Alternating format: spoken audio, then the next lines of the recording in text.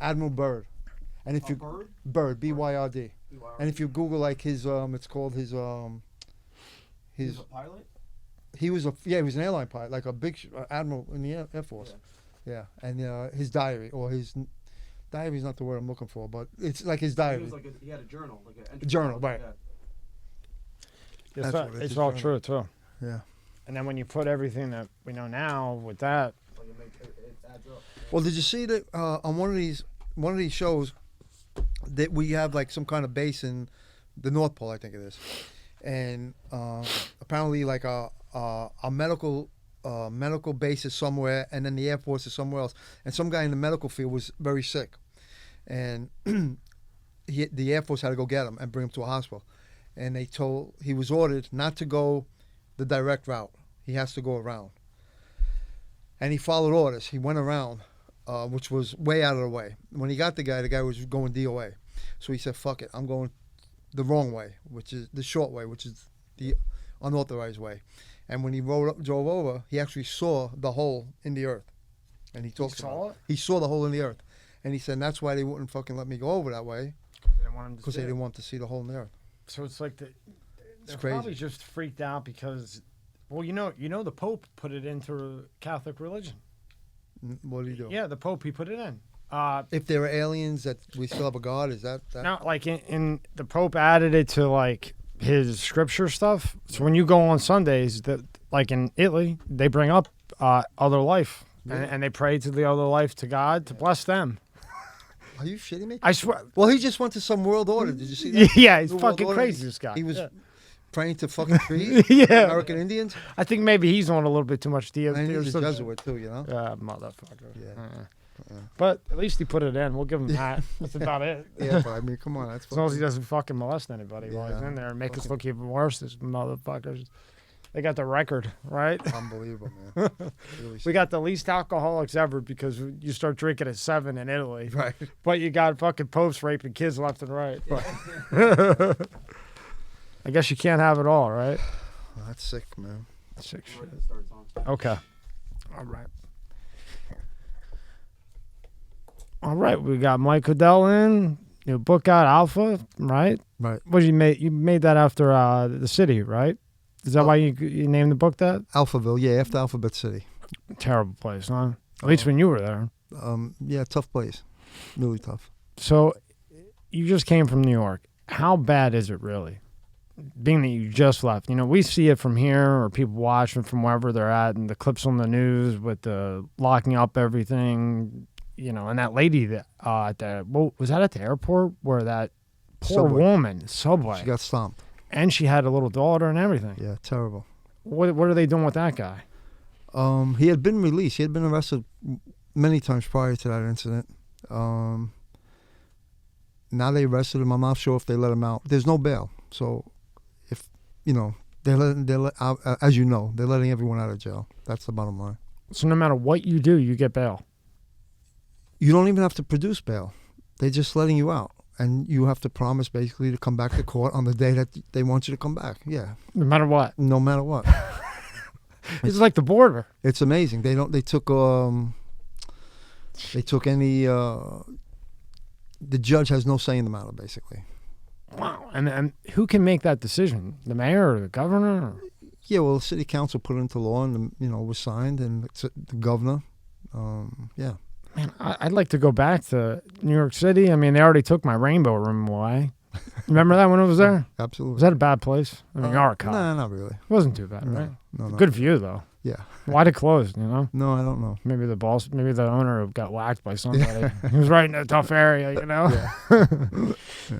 So, having you been a cop, and you have an amazing story, which we're going to get to.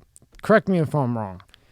On the search warrant for Trump, they have to... Whether you're red, purple, green, blue, who cares, right? Just fact, based on the fact. Don't they have to specify where they're searching? They can't just say, hey, go search everywhere. They have to say this room, that room, the basement. They probably said we're searching every area that these documents or papers can possibly be. Like, would that hold up? And like, if you appeal that to a Third Circuit or Supreme, would that hold up? Because they probably had to have I mean, I'm not saying that the inside information was correct or legitimate, but they're saying, I'm sure they're saying they had inside information from an associate or somebody that's seen the documents and said that the documents were here, they could have been there, the documents may have been here at some point, and that's why they could search several rooms. So then that would be a way that they could get away with it without it being written down. Right. Wow. I've never seen one like that. Have you seen many like that where they're just like search everywhere? Well, I mean, if you're going to do a drug, let's just make a drug. If you're going to do a warrant on an apartment looking for drugs, yeah, you go in and you look for the drugs wherever they are, because they could be anywhere. Right, but that would be like a DEA case, which you got involved with later. But I mean, we're talking about like a folder. I mean, I know it's a big deal, but I don't know. It just seems crazy. Like I said, I think I think they would have to be saying that they have some kind of information. They can't just hit a door, knock a door down, especially, obviously, an ex-president. So they have to be saying somebody on the inside told them that they saw documents here, maybe there, they could be here, and they went in and... You would think they'd at least call the lawyers and say, hey, look, if you don't produce this in 10 days, we're knocking down the door. Right. Just based, whether you like him, hate him, just based on the fact that he's the president, you're Right. going to make us look even worse to other countries, which we already look terrible to. Right. Give him a call, give him 10 days. Then he doesn't come. Then what can... There's no appeal, there's no fight, there's no nothing. You warned them. Right. Well, I think they did. I think Trump's lawyer brought them whatever material he thought they were looking for. I think they set him up. Yeah. Like they do, like they have been for the last 6 years or Yeah. whatever, with the Russia and everything else. Absolutely. So now, if I could give you the keys to New York, what are some things you would do if you were in control to clean that up, to clean all that mess up that's going on right now? The stealing, the beatings, the no bail, all the bullshit. Well, the first thing I would do is I would get the governor to repeal this no bail law. So people get arrested. Depending on what they did, you leave it up to the judge's discretion whether you want them to post bail or not. That's number one. Number two, I'd bring back the broken window policy that Giuliani implemented years ago. And basically that's locking up people that are doing anything wrong. You know, of course, there's always discretion. A cop always has discretion. But somebody's writing graffiti, and I don't mean lock him up, put him in jail for 50 years. You grab him and you give him a summons. You run his name in the computer. If he has a warrant, then he goes to jail for the warrant. A guy is something minor. Let's just say cleaning the windows on 42nd Street. You can't do that. You give him a summons, disorderly conduct, whatever, blocking traffic. Give him a summons. Again, if he has a warrant, you lock him up. And those are the same guys that are breaking into vehicles. Those are the same guys that are robbing people on Times Square. They're all the same people, you know. And that's how Giuliani cleaned it up. Bring CompStat back, where you hold the precinct commander responsible for the crime in his area. Yeah, what happened to that? That went out the window. I mean, they still got it, but they don't. They don't implement it the right way. When did you see it to start to go really downhill? Geez, I guess when Bloomberg got it. Well, actually, when they started to make a major issue out of Stop, Question, and Frisk. Yeah. That See, makes sense. Stop, Question, and Frisk was always, I don't know, it was always around. But it was never a statistic. So if I grab somebody, they want you to do a report. I never did the report, to be honest. Unless I thought this guy was going to make an issue out of it, then maybe I would do one. But I would never make a report. But then they made the cops do a report for everybody to grab and make it like a positive stat. So they wanted you to go out and grab 10 guys a month, let's just say, and put it on your activity report that you stopped, questioned 10 guys. And that's when it became a problem. When, first of all, every stop every time you grab a person or stop them, you don't have to frisk them. You don't have to pat them down. If I grab you and you look like you're up to something, then I'm going to grab you and frisk you, throw you against the wall. And if you have nothing and then you seem legit, I'll let you go. I'll just say goodbye. Right, but you're not going out there with the number 10, right? Right. And looking around Right. half your month or whatever for the 10 people that you're going to go up to grab that probably you normally would never do, but, they want the report. Right. So now you start that, and then I can see how that would just turn into a snowball effect. That's exactly what happened. But it was meant to be where if, like you just said, if you're doing patrol or whatever you're doing, you know, undercover, whatever it may be, and you see something that doesn't look right, then you make that decision from your experience. Do I go up and stop and check them out and see what's going on? Right. It's a proactive tool, basically. Right. You see a bunch of guys hang out in the front of the building. You know they were, I mean, pot's legal now, obviously. But years ago, you see a bunch of guys in front of the building, you figure they're smoking pot, or you smell it, you grab them, you talk to them, or you just toss them, you know, and you come up with some pot and you give them a summons. Bring them in, whatever. Now, like down here, I think it was true. One of the medical marijuana stores, I'm not sure which one, and I don't want to say until I know which one, but somewhere between the grower and the medical marijuana store, fentanyl got in the marijuana. Wow. So now somebody had gone into the marijuana store, smoked it, and it was laced with fentanyl. Man. And it came right from this episode is brought to you by Fiji. More than just water. This is not just rock. It's ancient volcanic rock that filters tropical rain, giving it double the electrolytes and its signature soft, smooth taste. It's not just water. It's Fiji water. This podcast is brought to you by Monster Energy. Tear into a can of the meanest energy drink on the planet, Monster Energy. It's the ideal combo of the right ingredients in the right proportion to deliver a big bad buzz that only Monster can. Monster packs a powerful punch, has a smooth, easy drinking flavor. Athletes, musicians, co-eds, road warriors, metalheads, geeks, hipsters, and bikers dig it. You will too. Monster Energy is more than just the green OG. Monster has Monster Ultra, Juice Monster, Monster Hydro, Rehab Monster, Dragon Tea, Monster Max, Muscle Monster, and many more. Buy on Amazon, buy on Walmart, or go to monsterenergy.com and believe me, you'll find a place. Unleash the beast. Monster Energy. The store. Holy mackerel. So, I mean, that's just insane. And there's only one grower in Florida. They made it so there's only one right now. Wow. So then somewhere in between that grower and that store, something went wrong because all the other stores are getting the same, you know? Is fentanyl really out of insane in New York like it is here? Yeah. It is too. So on top of all that, you got to deal with that. Yeah, and they just made a big arrest with fentanyl that looked like candy. I had just seen that guy. I felt so bad for him. His kid, he was in college, smart kid, played football or something, you know, had a little bit of pain, or maybe went to the dentist, something that didn't make any sense. And he just, you know, he ran out of perks and he took a perk. Wow. Boom. Laced with fentanyl, killed him right then and there. What happened to the guys with the marijuana and the fentanyl? I don't know. They made it real quick.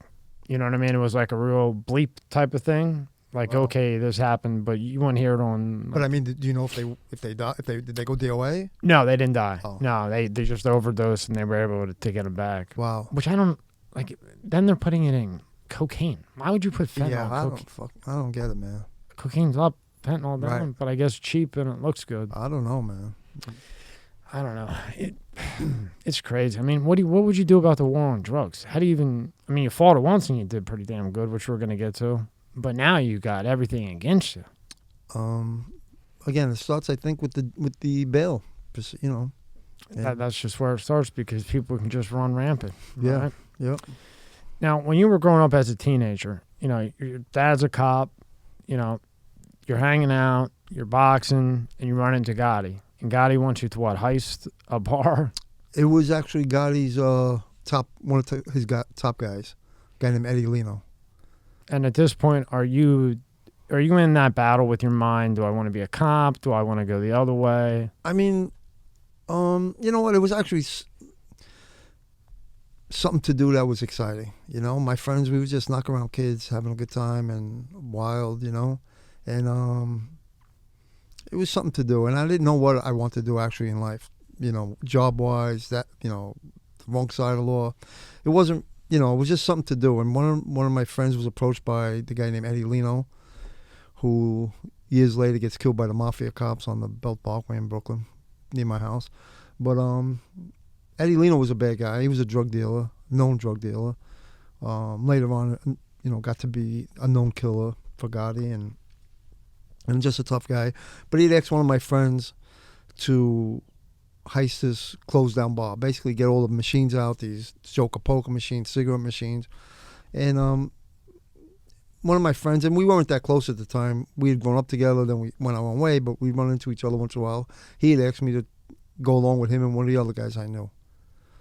And again, it was just something to do, and it's kind of exciting, you know. And knowing Eddie Lino was involved, I guess it was. Yeah, we're all young. We're intrigued by that shit. Not realizing what the end result 90% of the time is, right? Exactly. So now you're seeing that, and you're seeing all the flash and the money. So what's it like? I was reading in your book, one part you had said, you grew up around wise guys' sons left and right. They were all your friends. Yeah.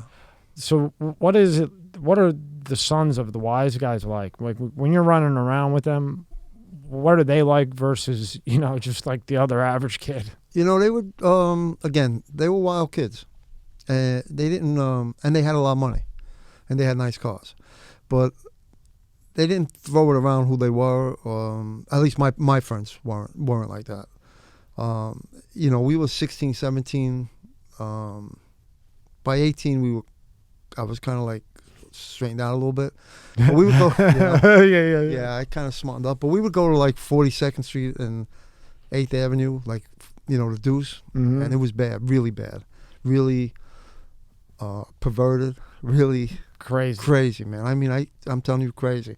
And we were young kids, we had like really no right being there, I mean, the shit we used to see as kids, the prostitutes, the pimps, the drug addicts, really gritty, the strip joints, the whorehouses, the peep shows, and we had nothing to do, and we'd get bored in Brooklyn, and every Friday or every other Friday or Saturday, we'd go there and we'd, hang out, look for trouble, and, trouble find, Trouble, yeah, if you're looking for it, we'll find it. They'll find you. Now, at that time, what year is that, roughly? That was 78, 79, 80. So now, is 42nd Street mob ran?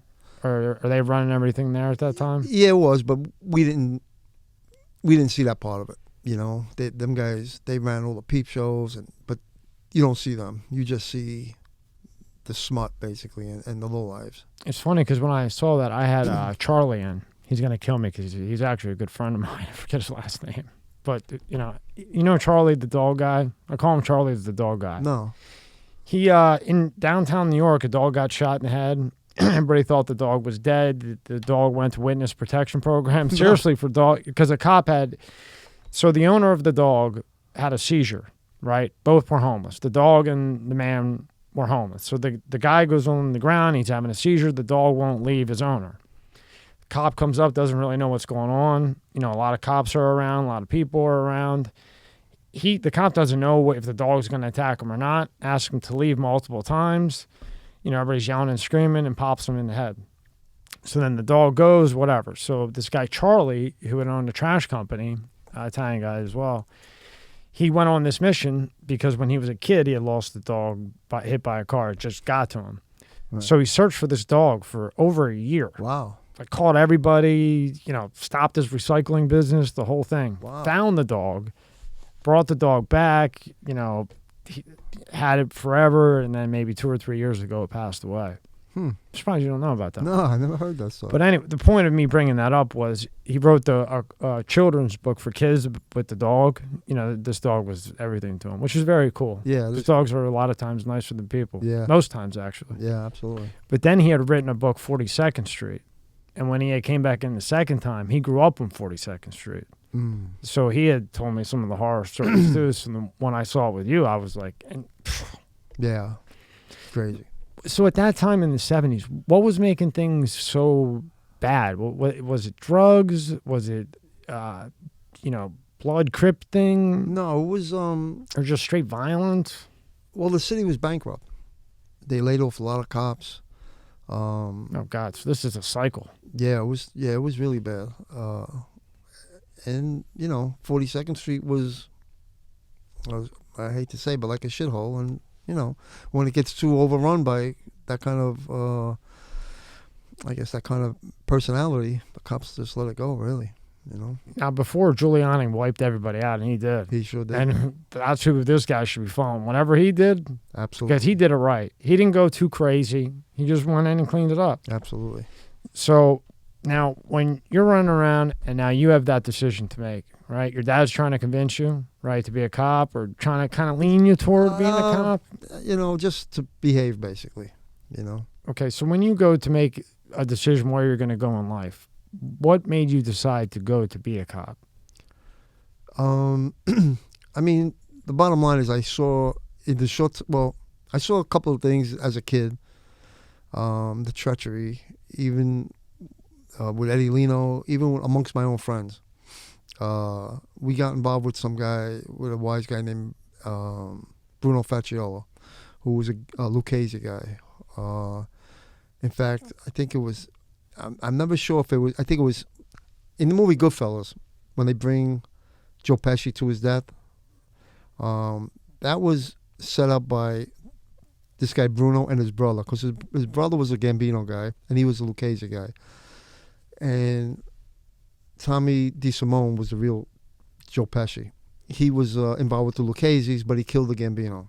So they used these two brothers, Facciolo brothers, to set up Tommy DeSimone. Oh, jeez. Yeah, but when I was young, we got involved in a dispute with him, and when I say we, I actually leave literally minutes before my friends beat up Bruno, who we knew the name Bruno in my neighborhood, but we didn't know what he looked like, and we didn't know who exactly he was. Even though my friends' fathers were connected guys and mob guys, we knew the name Bruno, but again, we didn't know who he was.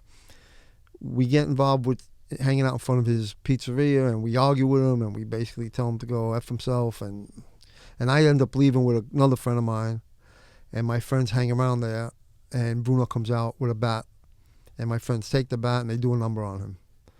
And now, of course, Bruno's going to bad idea, Yeah. especially who he was, and he was a somebody. He was an old time guy, well respected mob guy, been around for a long time. Again, his brother was a Gambino. He was a Lucchese guy, and of course, he found out everyone who was there. And the way he found out was one of my friends gave them up. So, like I said, I was lucky enough to leave. Otherwise, I would have been in some shit. Right. Yeah. So was that was one of the deciding factors that you were That was one of the factors. Another factor was the Eddie Lino incident when we did that bar. And Eddie Lino, it was a risky thing to do. We were in a stolen truck, then we broke into this joint, and then Eddie Lino, when we met him later on, he didn't want to pay. It seemed like he didn't want to pay us. He wanted us to make some more moves with the truck, with the machines in the truck, and I wasn't really in the mood to do that. I wasn't going for it. I knew it sounded bad. I knew it wasn't going. We almost got pinched already earlier, and whatever they offered to give you, you would have probably got about 10% of whatever you thought you were gonna get. Yeah, it was just not good. Yeah, it wasn't going well. It wasn't going well. No. Yeah, and I just saw like his treachery, like he was, and he heard me maybe grumbling to my friends that what the fuck, what is going on here. And literally when he paid me, I literally thought he was going to shoot me. When I turned around, I thought he was going to shoot me for the couple of dollars that he gave me, Yeah, you thought, there's no way I'm walking away with this money. No, right? literally as I turned my back, I really thought he was going to shoot me. I remember in the back South of the Philly, head. I'd have just friends of mine come up to me, and they would remember from like 3 years ago, like a $10, I'd owed them $10. Hey, remember that time at, Right. Sam's Clam Bar or whatever they closed? Remember that? You owe me $10. I haven't seen you in fucking 3 years. What are you, $10? Really that bad? It's really that bad out there? But you know how it is. Funny, yeah. But yeah, man. But how safe were the neighborhoods, though? The neighborhood was safe. Yeah, Yeah. that's one thing you can always say about being around there. Yeah. For me, it would have been tough because you see all the flash as an 18-year-old, 17, whatever, and then you're about to start your life, but you see that flash and the money and the cars. Yeah. I don't care what you saw with Lino and all the killings.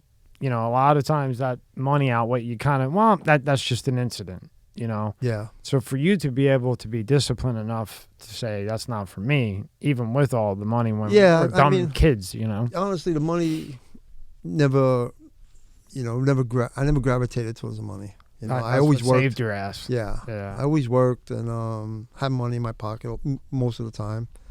And really, that wasn't a big deal to me, you know. I mean, they had nice cars. My first car, I paid $350 for. Literally, it was my neighbor's car. He gave it to me for $350. They had brand new. One guy had a brand new Chrysler Codella at the time. It was beautiful. Another guy had a Lincoln, brand new car. Their parents gave him. You know what? I had a really hot girl too. She looked like Mariah Carey. You know what I got? Sure. And my grandparents had a restaurant, motel, plenty. I got this was probably like 1997. I got a 1990 Acura Integra with no air conditioning, cracked windshield, and that was just they wouldn't. You know, I had to work. Yeah. You know, and that's what everybody else had decent cars. I went up and picked up a very beautiful woman in a not so decent Right. car. Nobody wanted to get in my car and ride, sweat your ass off. You know what I mean? Yeah. And then she eventually left me and married a detective. Oh, good for Yeah, him. my luck. Good for him. So then you see all that stuff. So now you decide to go. So what's the first steps you take back then in like the 70s and 80s to get into the police force? Because I can imagine it's a lot different now. I mean, I took the test when I was young. Oh, And okay. I took the test probably when I was like 18, just because my old man made me. I really didn't have any intentions of being a cop. Not that I was against it, but it wasn't something I really gave any much thought to be honest. And then they called me when I was like 19 and a half, almost 20, and I got on just when I was almost turning 21. And then what was your first job? Well, like what'd you have to do? So when I came out of police academy, I was a housing cop, and I was working Coney Island projects. Yeah, That's a great start. yeah. That's, Now take me through the scene of of the projects there, especially then. it's bad, man. Like I tell everybody, people used to drive, like you'd get these people from the Midwest, Idaho, or Iowa, and they'd roll their windows down, or they have the windows down, and they'd say, "Where's Coney Island?" I'm like, "This is Coney Island. Fuck you think? Where do you think you are?" No. This can't. Yeah, this is Coney Island. The rides are 2 blocks away, literally, and they're in a bad neighborhood, you know, ghetto, high crime, and I used to tell them, roll your windows back up and turn your car around and go back home. Yeah, And that's where they send you to begin with? that's yeah. Jeez. Yeah. And what did you do? You just dealt with it? I mean, Yeah, I mean, was it violent? it was violent, Coney Island. I mean, listen, all the projects are bad, you know, in Brooklyn. Cary Gardens, which is on 23rd Street between Mermaid and Surf. There's 3 buildings there. They're some of the worst projects in Brooklyn. But listen, I've seen bad areas. Like I said, I used to go to 42nd Street. It was a different kind of bad, though, you know. But I've seen bad areas. I knew what bad guys were, you know, and I dealt with it. Now, when did you find out that you had somebody in your family that was in the mob? It was your grandfather, right? My grandfather, yeah. But you didn't know that right early on. I didn't know that for a long time. That's some crazy shit, huh? Yeah. Dad's a cop, grandfather was mob. Yeah. That's quite a twist. Yeah, but I mean, he was old school. Yeah. You know, he came over in the early 1900s. He was 8 years old. Oh, wow. His sister was here. I think he met his sister. She was here. She was 12 years old. She came alone. He was 8 years old. He came here all by himself. Like the movie The Godfather, literally. Yeah. Came here all by himself, and they met up, and they lived down in Little Italy, and he kind of raised himself. Well, his sister and him, they raised themselves, and he got involved, like a lot of Italians, just to survive, really. And he became friendly with Joe the Boss, one of the first mob bosses ever, Joe the Boss Mazzarella. Then when Lucky Luciano killed Joe the Boss, him and Luciano became friendly. And he was a smart guy, my grandfather. He made money. He wasn't a killer. I mean, he was a tough guy. He was a little guy, you know, small in stature and small frame, but just a smart guy. Made money on the easy after hours club. Just simple stuff. Yeah. Not like nutty, crazy, No, you know. and a likable guy. Yeah. Joe the Boss used to borrow my grandfather's diamond stick pin when he'd have these sit downs, give it back to my grandfather. Lucky Luciano used to hang out at his club. Yeah, what's a diamond stick pin? Like pin or pen? No, pin. Like a pin you would pin on you. Yeah, I think they just put it through their tie, like a tie clip kind of. Oh, wow. Yeah. Why do you think Lucky Luciano was so respected? Anyone I know that had any encounter with him or knew him or knew of him or knew somebody of him, never a bad thing to say. I don't know if they were just scared to death of him or if he was relatively decent compared to some of the others that had come along later. Yeah, I think he was, again, he was a bright guy. He put the commission together. He had the opportunity to be the boss of bosses, and he didn't want that whole... He didn't make that, he didn't make item. that decision. He Yeah. made a commission, and I guess he was respected for that, and he was always making money. And I'm sure he was feared, obviously, I'll get off him, but what was the real nutty thing that they did when they all went to the same place? Appalachia? Yeah, that was just... Yeah, he wasn't there, though. Okay. No. That was later on. Yes. That just popped in my That's- head, not when you were saying bosses of bosses. Yeah. And I was thinking to myself, why? I don't care what's going on. Why would you bring everybody to one place? As if you're not being surveilled, as if not one of the people that are coming there are being surveilled Right. pretty well, right? And a lot of guys didn't want to go. And the guy that, where they did go, upstate New York, people knew, a lot of the bosses knew that that's a small area, we're going to stick out. But some of the heavy bosses said, no, that's where we're going to meet. And it ended up being a big mistake. A big mistake is Yeah. said lightly, right? Yeah. Now, for a cop like Joe Pistone, how could he go 7 years on the cover? That's some shit. What, or 6.5? Yeah. How is that possible? I mean, that to me that seems tough. Yeah, Tough to be that's able to do. Yeah. I mean, he gave up his life, really. Do you think that Donnie Brasco is the best depicted movie of the reality of it? Yeah. I think so Yeah, too. I think so, yeah. Yeah, good movie. Yeah, great movie. But yeah, he still seems like Donnie Brasco in Yeah. real life, just Yeah. bald, not Johnny Depp, Yeah. but Johnny Depp on, Yeah. kind of. So then, when was the first time you went undercover? I think they shifted you somewhere, right? And then they put you in like Well, I went to the DEA. before that though. Then you go like plainclothes. And I went then- to, Unical Operation 8. And what the hell does it mean when that and then didn't the feds fund it? Yeah. Something like for narcotics. Now, how does that work? If the feds fund it for the operation or the undercover, Mm-hmm. but it's still a state case, so then you do all the work and then the feds take it? No, it was, I mean, that's no. what I've seen happen so Yeah. many times. I mean, that happens when you work a case with them. But basically, this was the government just cut a check basically to the city. The Fed agents and no individual agency or agent had any dealings with it. It was just a government funded. So in other words, the way they may fund housing for people, or way the government may fund welfare for certain situations, or like I said, housing. The government funded this specialized unit. It was called Operation 8. And originally it was 4 cops and 1 supervisor.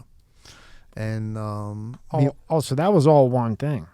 I thought that you went undercover, funded by the feds, narcotics, No. then got shifted, then did Operation 8. No. So that was all within Operation 8. I was, Cool. I was in Operation 8. Then when we hooked up with the DEA, me and my partner went to the actual Drug Enforcement Administration. Okay, so when you go, so we'll go back to Operation 8 because this is interesting to me. So you go undercover. This is your first time, right? Yeah, that wasn't on the cover. It was plainclothes. Plainclothes to me, Right. same thing. Yeah, but there's a difference because Yeah. I wasn't trying to fool. Yeah, I'm anybody. gonna ask Yeah. later. But Yeah. okay, so you go plainclothes. So give me like a day in that. No action, just a day. All right, so it was the great thing about that unit was we had a young sergeant. Oh, very cool. Yeah, we actually had he came after. First, we had a guy that was kind of an established guy. He got promoted. Then we got a younger sergeant, and he was at this point. My partner and I were pretty seasoned when he came in, and he couldn't believe what he saw. He was because he came out of uniform, Yeah. and he couldn't believe the things that me and my partner were doing. I mean, we knew everybody. Everybody knew us. It was like, and my partner and I were close, and we were a year apart in age. He grew up in Brooklyn. It was literally like going to work. It was like going to hang out with your friend when we'd go to work. And even the other, so there were 4 of us, and even the other 2 guys, we were all very close. And we'd go out in the morning, we'd say, okay, anybody looking today? I mean, looking to collar up, make an arrest. And we were all pretty active. And for the most part, somebody would always be looking for a collar. And not just as if it came along. You know, we go out hunting, actively looking for something. And we try to find out where the dealers were, who was dealing. We go into like an observation point, and maybe an apartment, a vacant apartment, or a school bus that's parked, and we'd see who's doing what, and we just pick off the buyers, and then we pick off the dealer. You know, lock up the dealer. Now, in that situation, not the DA yet, when you're in the Operation 8, when is it, when you guys are all together, you know, when is enough where you say, okay, it's time to go in? As far as what? You know, so say you see John Doe, he's over there. Now, he just made a drug deal to some guy for $20. Now, you're going to go grab him because you know he's getting that from somebody. Then it goes up the food chain, right? Right. And eventually you figure out who's the main guy. Right. Now, when you go to get the main guy, how careful is that? Like, is there a lot of patience with that? Or with Operation 8, it was more attack and get rid of it? Get rid of whatever's going on. Just go out there, look, attack. Well, what happened was Operation 8 did great work for many, you know, before my partner and I got there. There were 4 detectives. There was, I'll give their names because they were, well, you know, they were great detectives. Pete McMahon, Frankie Diaz, Tony Master Antonio, who's since passed. Sorry to hear that. Yeah, who was a good friend of mine, and Jerry Staples. And they were in that unit, and they did amazing work. 2 of the guys were getting promoted to detective, Frankie Diaz and Pete McMahon. So they put my partner, Jeff Sear, and I in that unit, and we got to work with Pete and Frankie for a little while. And they kind of showed us but maybe a month worth of how things work, because we never worked in plainclothes. And so they leave, and now it's me and my partner and the other 2 guys, Tony and Jerry. And again, they did great work, but we wanted to move up the ladder, my partner and I. I don't mean us. We wanted to get the bigger guys. So we did things most cops wouldn't do. Jerry and Tony, other guys. We would let people walk so they would give us people's names. I mean, we let dealers walk. We let users walk. We catch people dirty. I mean, that's illegal. That's not allowed. I know, but I agree with it, because you grabbing them does what? Now, that tips off the dealer, number one. It's probably going to either way, but there's 100% chance if you grab him that you're going to tip off the dealer, right? So now he's going to get more careful. I mean, you know. But there's no point in getting a $20 guy. We took literally, and Yeah. I'm not just making this number up, we took literally thousands of buyers, meaning guys that just copping dope for themselves. We took, I'm sure, thousands of dealers, but they weren't the head guy. They were the guy on the corner pitching to users. Like in the morning in Alphabet City, literally in the morning in Alphabet City, you would see a line of 20 or 30 people waiting, like as if they were on a food line or a cheese line. Like the methadone clinic now. Exactly. Yeah. And they'd be waiting in line, holding their money. One guy would be walking up and down the line saying, have your money out. No singles. Get your money ready. And everybody be complying. How wide open like that? Wide open like that. Nuts. Just like that. The reason I went to Alphabet City was because when I was going to police academy, I went to the police academy. One of my best friends from my neighborhood, his brother was in my class, and their father was an emergency service cop, like a SWAT team. And we take the train normally, but every once in a while, he would drive us into the city, and he'd take a shortcut through Alphabet City to get to the police academy. And that's what I saw. I saw these lines, and I didn't know what the hell the lines were for. It's in the projects. It's in a bad neighborhood. Were they giving out lotto tickets? Right. Right. I couldn't imagine and you could see the people online look all messed up. Yeah, right. So I asked him, "What's going on? What is going on here? What is this?" And he told me it's they were waiting to cop dope. And I'm like, "What's that? The city knows they're here.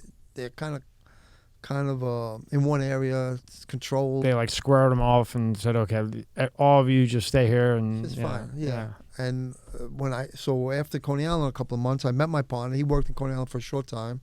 He went to Alphabet City, and he kept saying, "Mike, you got to come down here.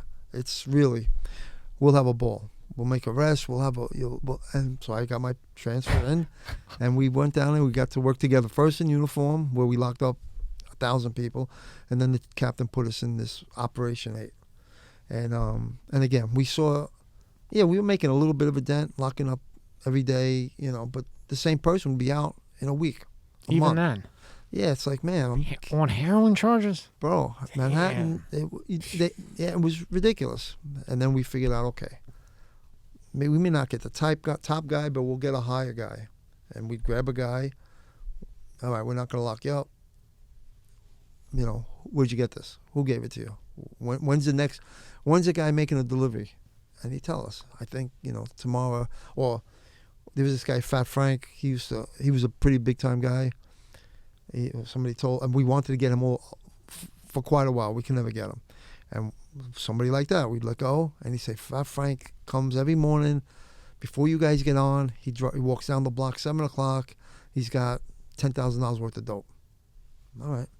So next time we changed our tour, sure as hell, we catch Fat Frank, $10,000 worth of dope. It's like people, and I get, I've spoken about this before, and I get all kinds of comments. What kind of, you're bad, you were no good, and meaning me.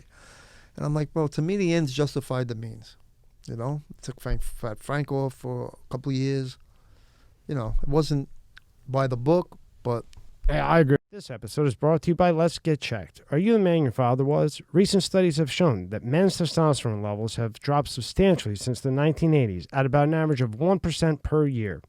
Think about how old your father was when he was born. For example, if he was 30, your testosterone levels could be 30% lower than his. Low testosterone levels can have all type of health effects on men. It can affect your mood, sex drive, memory, muscle mass loss, you name it. And yes, low testosterone is more common the older you get, but it can affect men at any age. So let's talk about today's sponsor, Let's Get Checked. You can order a testing kit that will be delivered to you in a discreet packaging with next-day delivery. Once your sample arrives in the laboratory, confidential results will be available from your secure online account within 2 to 5 days. So, if you want to test your hormone levels without having to leave your home, visit trylgc.com/MSCS Media and get 25% off your test using the code MSCS Media. The link is in the description at the top. Because I don't know why you would. Why would you even lock up somebody who's going to cop drugs? They have a problem. They do have a problem. Right? Why would you lock them up? Right. You can call them a drug addict or you can call them poisoned. I don't really think that they're a drug addict. I think they're poisoned. I think usually it's from how they're raised, from what I've seen, or just their environment, and they fall into it, excuse me, one way or another. What are you going to do? Give the guy 2 years because he went and copped and fill up the jails like they like to? For what? You're right. Put him in a good rehab or just let him go till he gets bad enough where he has no choice but rehab. I mean, I had several people come up to me. They was, but they were so afraid to get arrested that they actually quit. They stopped copping dope because of me. Me, my partner, and my other partner. And that's a great thing. Yeah. That's all you can ask for. I mean, I remember specifically a guy named Mario. I hadn't seen him, and one day I seen him, and he looked great. I said, because I used to see him cop all the time. And I had arrested him, and he did, a week here, a month there, in and out of Rikers. Nice guy. And I hadn't seen him for quite a while, and I finally seen him. I was like, Mario, where you been? And he told me. He said, man, I'm afraid to come down here. I'm afraid of you and your partner. I don't want to get arrested anymore. I cleaned up. I mean, who knows how long he stayed clean, but still, I've had mothers come up to me and tell, and say the same thing. My son, thanks to you, you did lock him up, and now he doesn't use it anymore. He's afraid to go back to jail. That has to be worth more than anything because you just saved a mother's son or daughter's life, and you see it happen all the time, left and right. Especially now, these families are on the news. I mean, they're just crushed. Terrible. That's why when people say, again, I get emails and comments, and people say to me, I lost my train of thought. Basically, if you like what you're doing, you're letting guys walk, or like we just said, you're letting guys walk, and you're not putting them away. But really, the bottom line is, we're getting the bigger guy. I've never understood it, and my friend, he just did a couple years for some bullshit, but he was in there, and he said there was multiple African Americans that were just on the corner They might have had $50, $100 worth of crack, 20 years. Yeah. We're going to let him out. We're going to let him out. Well, all 3 years he was in there, nobody got let out. Right. You know, I mean, can you imagine that? Yeah, yeah. Your whole life's going over crack. That's terrible. To me, the dumbest law ever made. And then to take a man's life, his whole life. Yeah.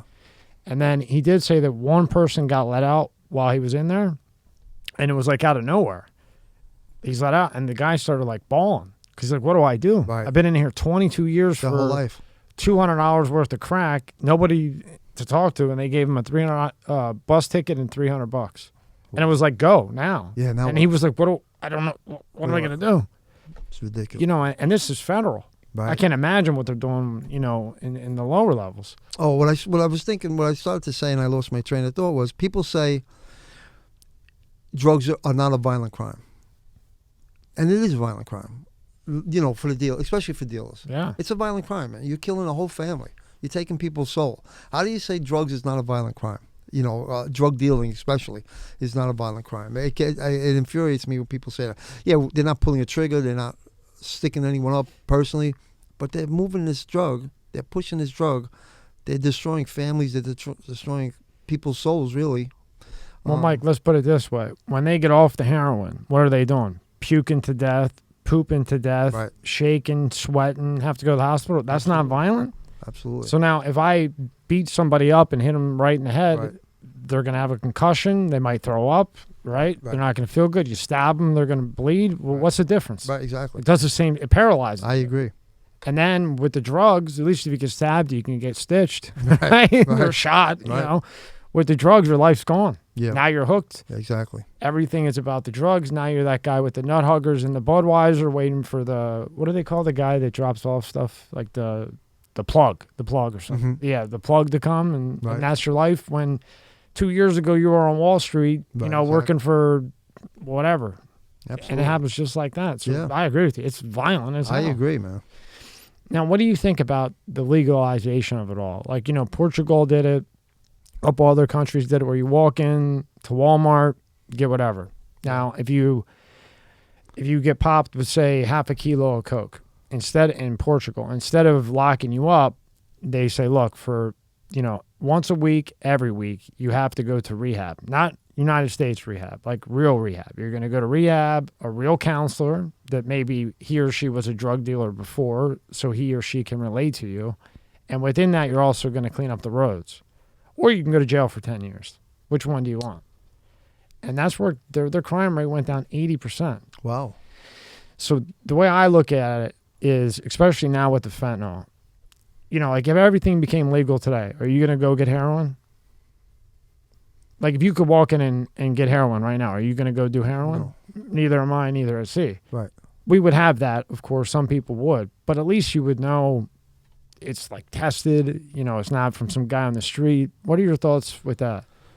Not necessarily heroin, just, yeah. you know what I mean, overall. Yeah. Being that you've been through it, because I can say that, Joe Schmo can say that, but I wasn't working 42nd Street. Yeah. I don't Carnegie know. I Yard. don't know how that could work, to be honest. I mean, do you want that place next to your house where they could buy dope? Well, see, then the problem I have with it is Portugal's a lot different than the United States. In Portugal, they have this thing called discipline. Like if you like start reading really about, I mean, they're too crazy, but I wouldn't mind it if I was in Portugal. But here, no, I wouldn't. So I agree with you on that. But Right. I don't know because it hasn't happened. I know I'd rather have it available and tested where somebody's not going to take it and die, and maybe I got to deal with some shit down the street, then every day I turn on the TV and 10 people lost a son or daughter in their family because they went down the street. Yeah, but you know what? I'll just okay. So let's just say we'll use fentanyl, right? A junkie's going to go to where he's going to get the best high, and if they think a guy selling fentanyl on the corner of Avenue D and 3rd Street is going to get them a better high than the fentanyl they're buying at Walmart or whatever store, or whatever clinic, they're going to go to 3rd Street and Avenue D and get that fentanyl, and that's what's going to kill them anyway. Good point. You yeah. just buried me. Just Yeah. got buried. Buried. I'll take that one. Yeah. I'll take that right. And walking in and out of these clinics, like look at these methadone clinics, right? When I worked in Alphabet City, there was a methadone clinic on Avenue A. So that's like a maintenance. Yeah, I know you know what it is, but it's like a maintenance Yeah. thing. Tries to help you wean off of I heroin. dated a girl that I didn't even know, but I knew when she wasn't on it. I had to run, man. That seemed worse than Dope. the drug itself. Right? Yeah, the methadone, like when she would try to get off of it, that seemed worse than the dope. They would take a drink of methadone because that's how it comes in a liquid. Well, it might come in a pill, but there it was a liquid. Drink it in front of the clinic person, walk outside and spit it in somebody else's mouth for $10. Then they take the $10 and go buy dope. Okay. So what is legalizing it going to do? Nothing. Yeah, I don't know if, Tax it, I guess. to be honest, I don't know if it would help. I mean, I think that's above my pay grade. Well, now that you put it that way, I never heard the way you stated it. That's why I wanted your opinion. I might be thinking a little bit different because just because it's working in Portugal doesn't mean it's going to work here. All Yeah. we have here is ego, a bunch of ego, in my opinion. I mean, those numbers in Portugal sound great, but knows? numbers Right. lie, man. Yeah, You know? yeah, we know that for a fact, huh? Absolutely. We do, yeah. 80 million more than anybody that ever lived. I don't know about that one, buddy. I don't care what side. you're on. 81 million. 81, I'm sorry. I missed the million. I lost track at 50 million. Over any other president that ever lived. I lost track. So how long did Operation A go on for? And congratulations. That sounds like a pretty serious thing, especially the fact that the feds gave money toward it. Yeah, it was Ooh. great. We did a lot of good work. We took we did a big case. So at some point we meet up with, the DEA is looking for these guys that they did a case on. And when they did the case, the U.S. attorney at some point refused to prosecute a bunch of guys from the Lower East Side. And my partner and I had picked up guys for DEA agents in the past many times. Like somebody would say, you know this guy? And we knew everyone. My partner and I worked there together for probably like 7 years in plainclothes. And we literally knew everyone. I mean, a drug dealer couldn't put a drug out on the street. They stamp it. They couldn't put a drug out on the street without us knowing whose it was, who owned it, where it came from, because we had so many informants, because we locked up so many people, and even the people we didn't give a break to wanted to ingratiate themselves with us, and they tell us stuff, just in the chance that we run into them, and they're dirty. So we had so many people telling us stuff. So many times DEA would be doing a case, and they'd say, Mike, do you know who this guy is? And Every time you did. we knew. Yeah. And if you see him, would you pick him up? And we'd pick him up all the time. Well, at some point, this other group, Group 34 in DEA, they were doing a case, and they arrested a bunch of Lower East Side Puerto Rican guys buying from some Chinese heroin dealers. And Chinese heroin deal. Wow, I never heard of that. that's where the dope used to come from, China white. Yeah, no, I mean, I knew it came from, but I never heard of like a Chinese drug dealer in America. Well, these were the guys that were actually bringing the dope in. The big ones. Yeah, the big guys. Yeah, and the Puerto Rican guys were big guys. They were. Yeah. So, the U.S. attorney, they declined prosecution on these guys, but they still, of course, DEA knew these guys were still dirty, even though they didn't prosecute them. So obviously they were there to buy dope, and they're still big guys. When they showed us a picture of these, I don't know, 7, 8, 10 guys maybe, we knew them all. And we hadn't really locked any of them up because they were kind of higher echelon guys, but we knew them all. And so the DEA asked our chief if he could recruit, let's say, assign my partner and I to Group 34 DEA, which wasn't a task force. Like there's task forces in New York where the DEA, NYPD, state troopers, they all work together. This was a whole different group. This was regular division, Group 34, and they took my partner and I in there. And we worked this big case that they initiated, and they had a CI, a civilian, and one of the things we did was we pointed the civilian out to go talk to one of our guys that we knew would cooperate. We didn't tell our CI, we didn't tell our guy who their person was. But we said, this guy is a money-hungry guy. You walk over to him and talk to him. And sure as hell, he went in. We eventually arrest 40 people. 40, wow. Congratulations. Yeah, thanks. So now how long are you undercover with the DEA? Well, what happened was after that case got wrapped up, we locked up all them bad guys, all them drug dealers in Alphabet City. My partner and I was going to be in the DEA for a little while. The chief asked me, the chief that put us up there, he said, Mike, I have a problem with, I don't remember if it was Coney, I want to say Red Hook. They were having Red Hook, Brooklyn, the projects especially. I mean, Red Hook has since been gentrified somewhat, and it's not as bad, but the projects are still bad. But back then, the whole area was bad. Red Hook was really bad. And I think it was like #1 in shootings. Fifth. So the chief said, Mike, we're having a really bad problem in Red Hook. Do you think you could get something started in the projects? Meaning with the DEA. Now, the DEA, we had no hooks. We had nobody in there. Nobody knew anything. I didn't know anyone.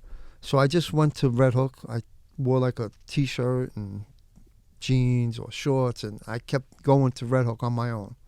Not with surveillance, because they would have made surveillance. It's a very tight-knit community. Tight-knit community. So an oddball keeps popping up. They're all gonna black say, "Who's guys, this guy?" Spanish guys. And then you're going to stick out like a neon Well, crayon. I don't mind sticking out, but I didn't want the surveillance guys. Right. They're going to make me, then they're going to make surveillance. We would have never got off the ground. Or I might have got hurt before it even started.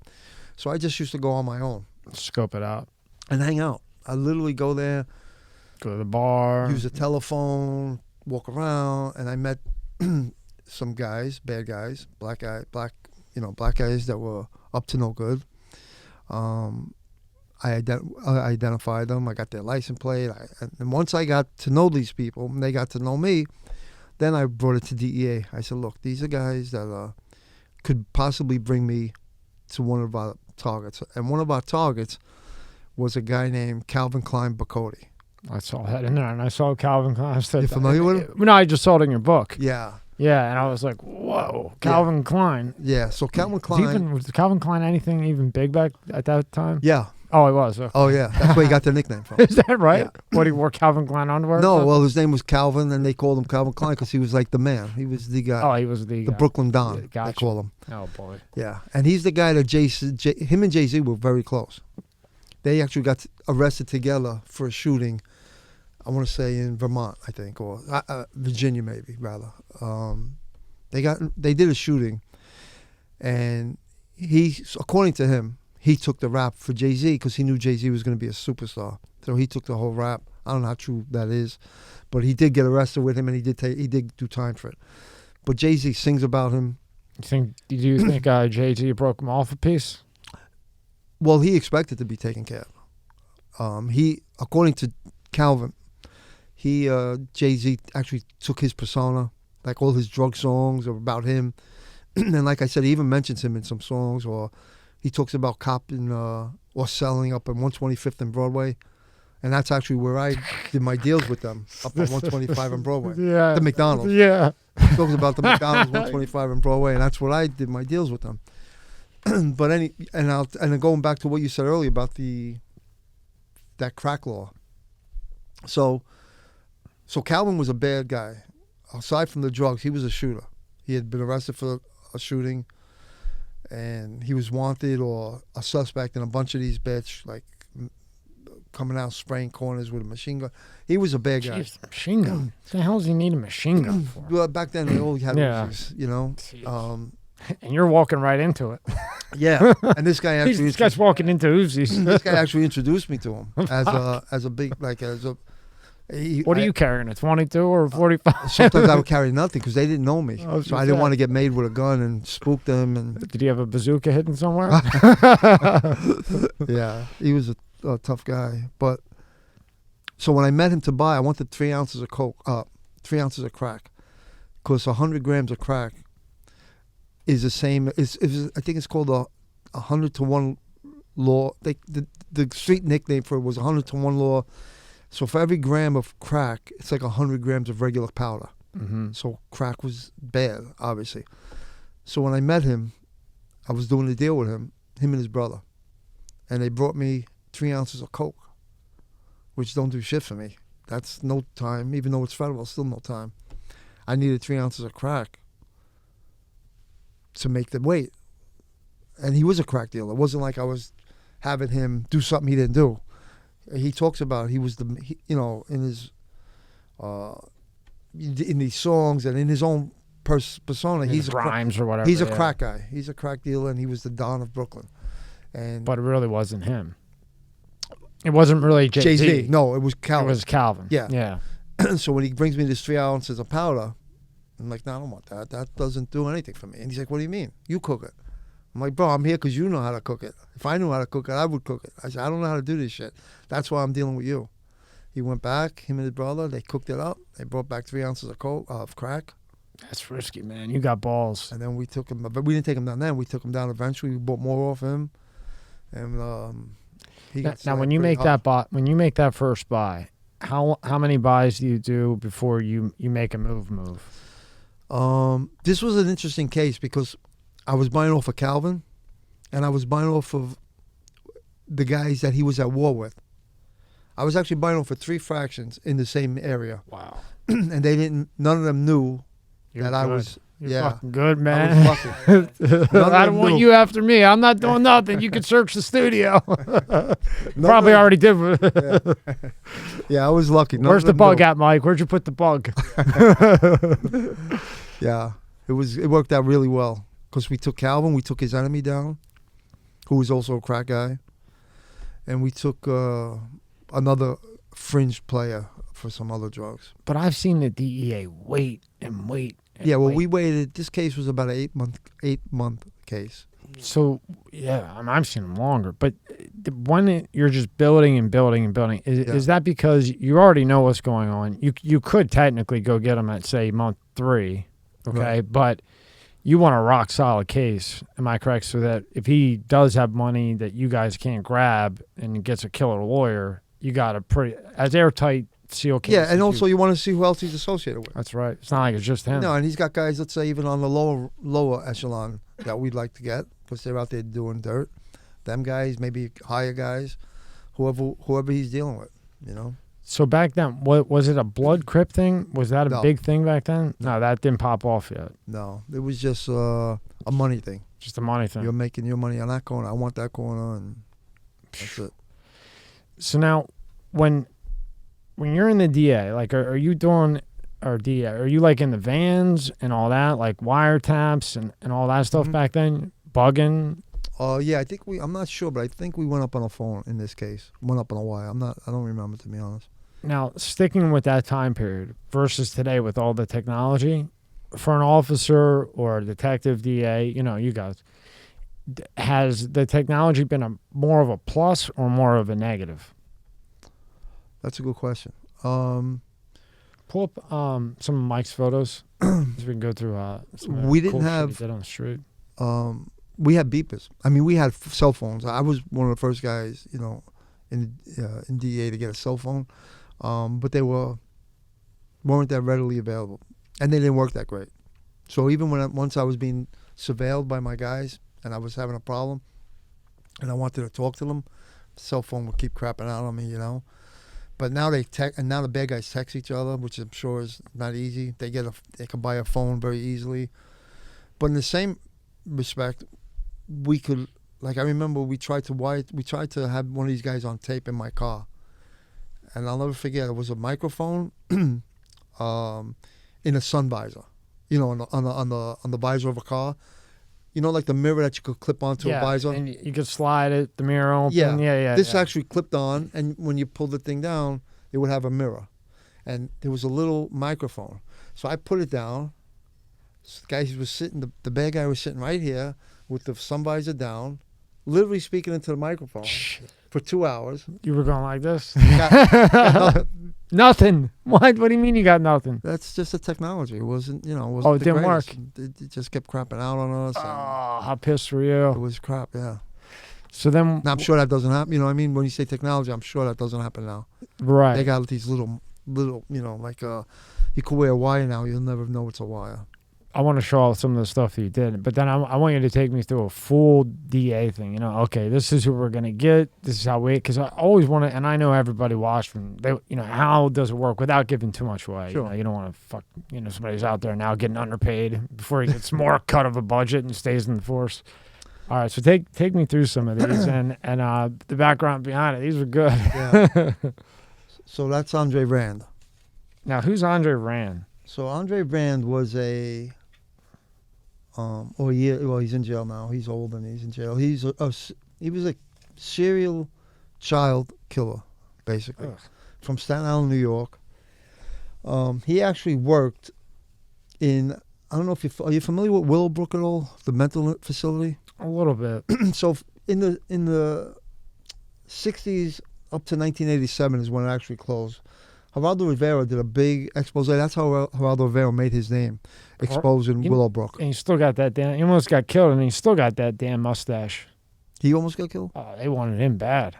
Not from this. No. Yeah. Other shit that. Yeah, other stuff. Yeah. Yeah, he did an expose on Willowbrook. So basically, Willowbrook was this mental facility. It was a state hospital for people with mental disorders. And if anyone ever Googles it or looks into it, they treated these. So it was supposed to be housed 4,000 people. It's like a 370-acre mental facility. And it was supposed to house 4,000 people. It used to house over 6,000. So it was well over, capacity. Right. Yeah. And when he had heard about it, when he got in there, somehow somebody let him in with a camera undercover.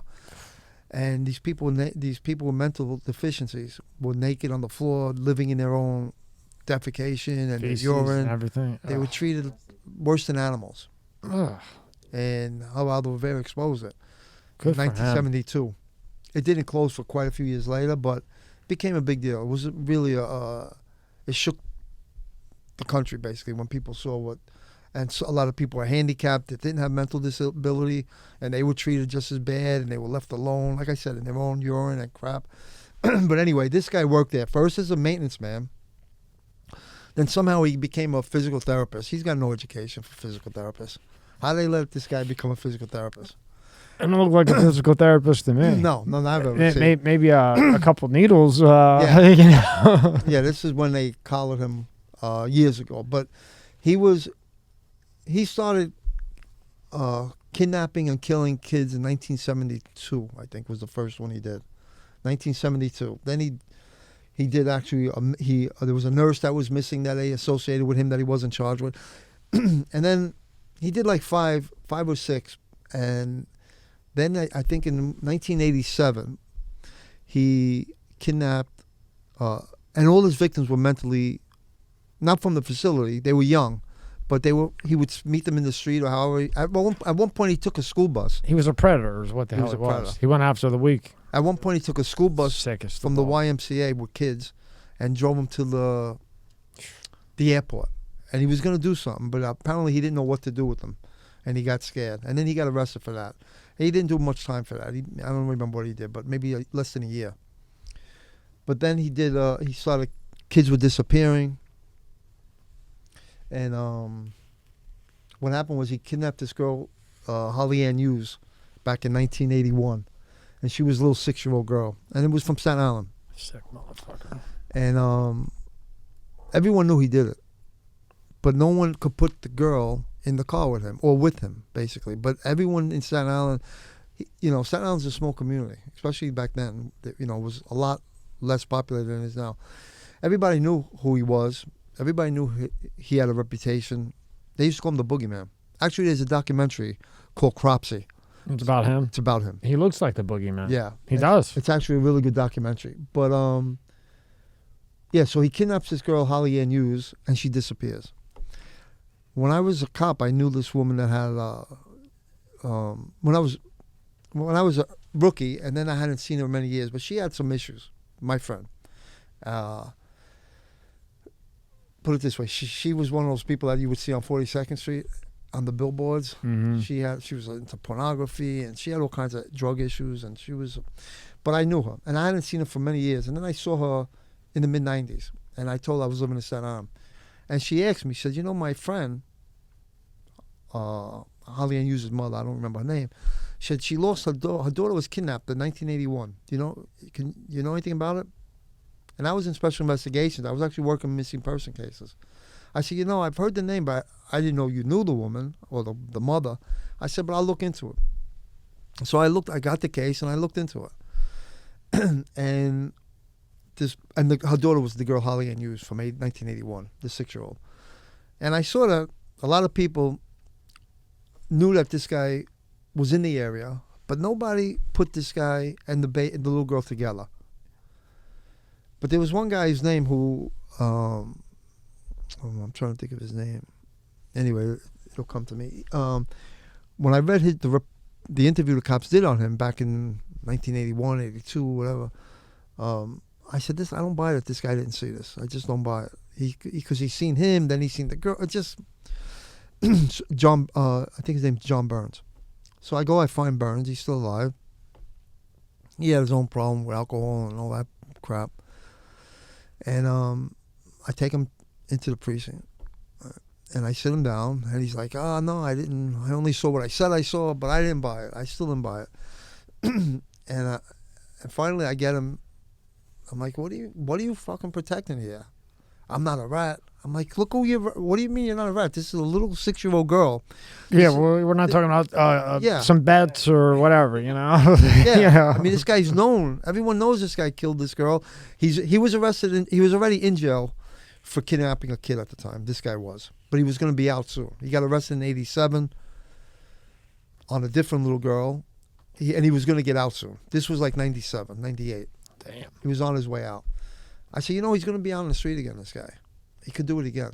I said, you're not protecting just a regular bad guy. You're protecting a child predator.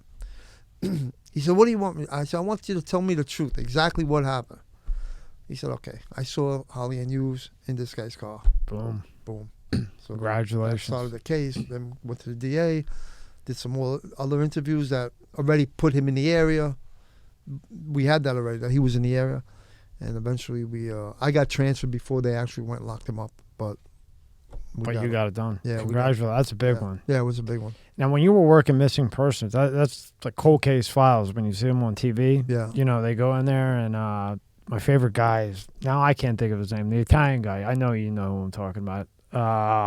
What's the guy's name on the ID channel? I hate the ID channel. All these women watch this ID channel. Yeah, I'm not sexist, but it drives me nuts because then they think I'm doing something or whatever the fuck, you know. Joe Kenda. Yes. Yeah. So, like, you know, I watch him. Right. But the other ones, you know, so that's like what you were doing. You were getting cold cases, like, in a bin. Yeah, I mean, a lot I could see, just that's from what we're knowing, doing. just from talking with you, you know, since you've been on, I could see you really liking that. Yeah. Because, like, you got to dig, and then you find, and then when you do find, yeah. it's like you did something the others couldn't do. Well, you know, better, you had better technology or whatever it may be. Well, people don't. But the thing about missing person is, and I can't give you the number of how many people go missing in New York, but it's in the thousands. Most of them return. They're not really missing. Even the kids, they run away, or they go sleep at their girlfriend's house or their boyfriend's house, or they're not really missing. So every missing person, literally you get 20 a day, and they're not all real missing people. Doesn't it have to be like 72 hours or something now before anything happens? If a kid is missing, no matter, you know, they start the search right away. You know, it's a big deal. Oh, I'm sorry. That must be 18 and older or something. Yeah, even that. Yeah. If you think a person's missing, they don't really do that. That's kind of, they don't want. That's bullshit? Yeah. Okay. But the problem is, especially, I think they've changed it since. People, let's say, over 17 and under 65 can't go missing because they figure you're an adult, you went out, and you went, let's just say you're an adult and you did your own thing. You're not really a missing person. You're of course, being of sound mind. If you got your marbles and you went out and didn't come home to your wife today, you're not a missing person. You're out with your gumata somewhere. Then that's what they consider. So they didn't take a report. They would take what they call an informational. They do a report, but they wouldn't investigate it. But in reality, that's the real missing person because you never go out for milk and not come home. Right. So something really happened to you. That's since changed. I think now they make them all fairly, they make them all kind of investigative cases. Mike, how dumb is that, right? Because when you're 14, 15, yeah, you could say, okay, yeah, maybe they ran away, they got mad at mom or dad. You would think it would be the other way. 18 to 65, if they don't come home, something's wrong. Right. Right? But they would think that you're an adult, you went you got on a plane and you took off. You went for milk and you decided. You went from milk, just got on a plane and don't come back for 3 years. Exactly. But those were the real missing person cases. Yeah. You know, I had a case that was, again, it was an old case, not that old. It was a couple of years old. In fact, it was from the Lower East Side. There was one nice block in Alphabet City. It was on 7th Street between C and D. And they're like brownstones. And they were nice buildings. And, although, wait, he might have lived on 5th Street. But either way, it was a nice block. It was a decent block. And this kid, it was New Year's Eve. And he went out, he was with his friends in the apartment. They were all high. They said they were smoking pot and drinking, but I think there might have been other drugs involved. One guy went in the back room and passed out. The young guys, and the one girl, the one guy threw up. The guy and girl go out to get paper towels. Right, literally, I walked it. Literally, it takes 40 seconds to walk down the steps and go to the bodega. Literally, you don't even have to cross an avenue. It's a small street. You go down. So for people that don't know, Mike, you're talking about like in New York and like in South Philly where I used to live. You go down the stairs and you're right there, like downtown. You make a right, and there's the store right there. Like it's 10 steps. Literally, this was crossing the street, but it was a small street. It wasn't a big avenue street. It was New Year's Eve, like 3 a.m. Wow. No cars. Regardless of the time of day, there's never cars on the street. By the time they bought the paper towels to come back, let's say it took 3 minutes. The guy was gone, never to be seen again. And there are a lot of cases like that, but he's still missing. Wow, unbelievable, huh? Yeah, I can't. His name will come to me, but originally that's not a real missing person case. Crazy. Because they figure, the kid is he's drunk and he went for a walk or he took off with another girl, but he didn't, and he never came back again. And we're sitting here now saying Vernon Jones, that was his name. Vernon Jones. Yeah, you got a good memory. Yeah. We're sitting here now saying that, but we're talking, 40 years ago. So yeah. If it would have happened now, I'm sure hopefully the outcome would have been different. As far as what, finding them? Yeah, finding them. Yeah. Because it was so long ago and the way it was investigated isn't the way, hopefully, that they would investigate something like that now. Right. I think, like I said, So I think they changed it. Yeah, so you're dealing with basically an uninvestigated case at all. Well, this case became very high profile at some point. And then it became like an all hands on for a little while. And by then it was kind of late. But it was, I actually tried to dig this case up. I just dug it up, and I interviewed the guy and the girl because I thought for sure they knew. I thought not the guy, because this guy one guy passed out in the back. I don't even know if I ever interviewed him. But by these two people's accounts, that guy was gone in the back. I interviewed the girl. I went up to see her. I think she was in Pennsylvania actually. We used a state trooper's barracks. I took a cassette that you put in the TV. What do you call it? VHS. I took VHS. I took a bunch of VHS tapes, and I put different names on them. And one of them I put on was not the guy that disappeared, was the guy that went to the store with her. And I'm not going to give his name, but I put so-and-so's confession. And I put them up, and I left it where she could see it. And I had old photographs, not even from the scene. I just found old Polaroids, and I put them up like a flow chart. And again, I made sure she saw the confession, and I left her in the room, and I came back and let her think about it, right? Crying hysterical. And she said, "What do you mean he confessed? What did he confess to?" So I thought, if she sees he confessed, she has to confess for sure if they're in it together, right? You would think, because you would think, all right, well, if he's going to rat on me, I'm not taking the hit for this. Well, she didn't confess. Do you think she knew though? No, no, I don't think she knew. And the other guy, I think we gave him a lie detector test and he passed. I don't know what happened, and literally I don't know what happened. But I had seen one of my previous informants when I was a cop down in Alphabet City, because that's where I worked all those years. And this is years later, of course. And I seen one of the people that I used to let go. And I says, remember that case, that missing person? And she had lived there her whole life. So she remembered it, of course. I said, whatever happened with that case? What do you think happened with that case? She had heard, and this is strictly hearsay, she had heard that they copped dope. And he gave the dealer a hard time, the kid that's missing. When they go get the paper towels, he came out, and the dealer that had sold the dope earlier in the night saw him and took him. Took care of Did a him. number on him. Yeah. That's just a rumor, totally hearsay. She didn't know who the dealer was. She had nothing, no information. That's, could be. That's a tough one, right? Yeah. Now, as someone who puts their heart into this, when are you able to say, okay, I got to move on. I got other ones. If you just can't, if there's just nothing there, Yeah. how do you discipline yourself to make that call? Like, this is just one, there's just not enough right now. Maybe I can check it back in 10 years, but right now it's just not enough because, I'm like that too. Like, if I get into something, I go all the way until the end. And that's why I see that you're so successful in your career because you just went right in. Like, you scoped out, wherever they put you, you scoped it out. You went in, you had the balls. Yeah. You went up and told the guy you didn't want the coke, you want crack. Yeah. He could have came back and just popped you for asking him. Just ask him to do that. You know what's funny about that? Because if I'm him, I'm trying to think, if I'm the drug dealer, you're telling me to go back and make this crack. Now, I know that the crack now is 100 to 1 or whatever. This doesn't seem right. But you did ask me for crack, but I'm a drug dealer. But I'm a smart drug dealer, so I'm not going to deal with you. But he's not a smart drug dealer. That's why he's not here. Yeah.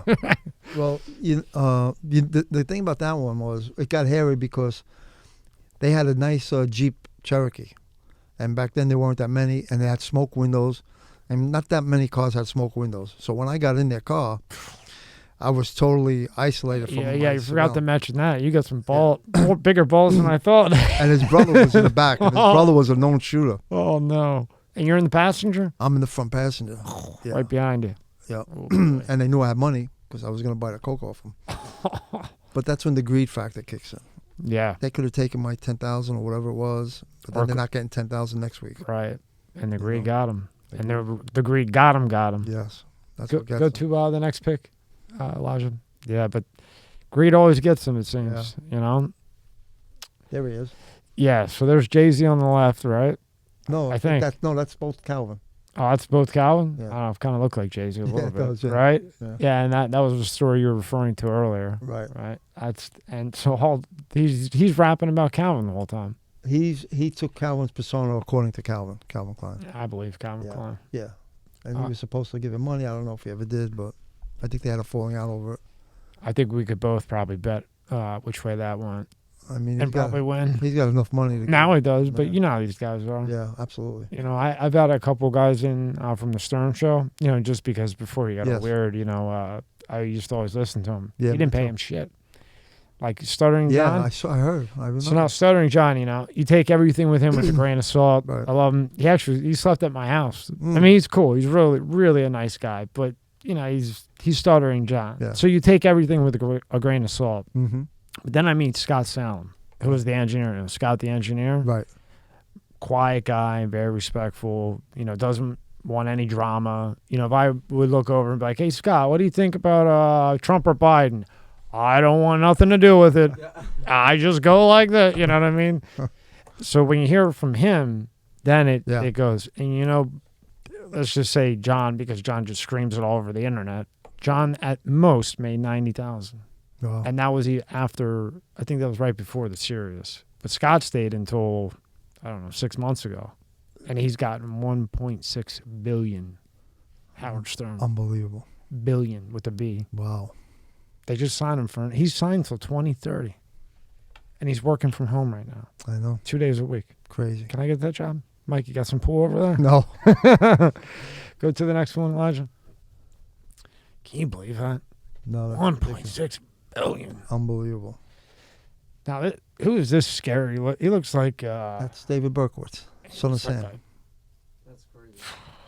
He just looks. You don't recognize? You familiar with Son of Sam? David No. Berkowitz? Really? Mm-mm. Wow. Well, I was gonna look him up, but I wanted you to tell me about him from your point because you would know. I just looked at him. And I said, if there isn't something wrong with him, I don't know Yeah. who it would be.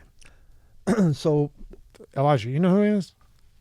Yeah, actually, I took a criminal investigations course back in Newburgh, New York, in high school. So we actually had to. I didn't pick Son of Sam, but we actually had to kind of do like reports on serial killers and stuff like that. But I just know he's a very, really intelligent person. Like he played a lot of tricks on the. That's how all serial killers are. Like if they're actually really highly intelligent people, but they like the attention and also to play tricks. Yeah, so and he clues in the law. he started 70 summer of 76 to summer of 77. He was a serial killer. He killed, I think he killed 6 and shot 7. And Just that random people? Or? mostly random people, but for a while he was. It appeared that he was killing or shooting at couples in cars, and girls with dark hair. So a lot of the girls started bleaching. This isn't that whole year. Bleach their hair blonde or cut their hair short. The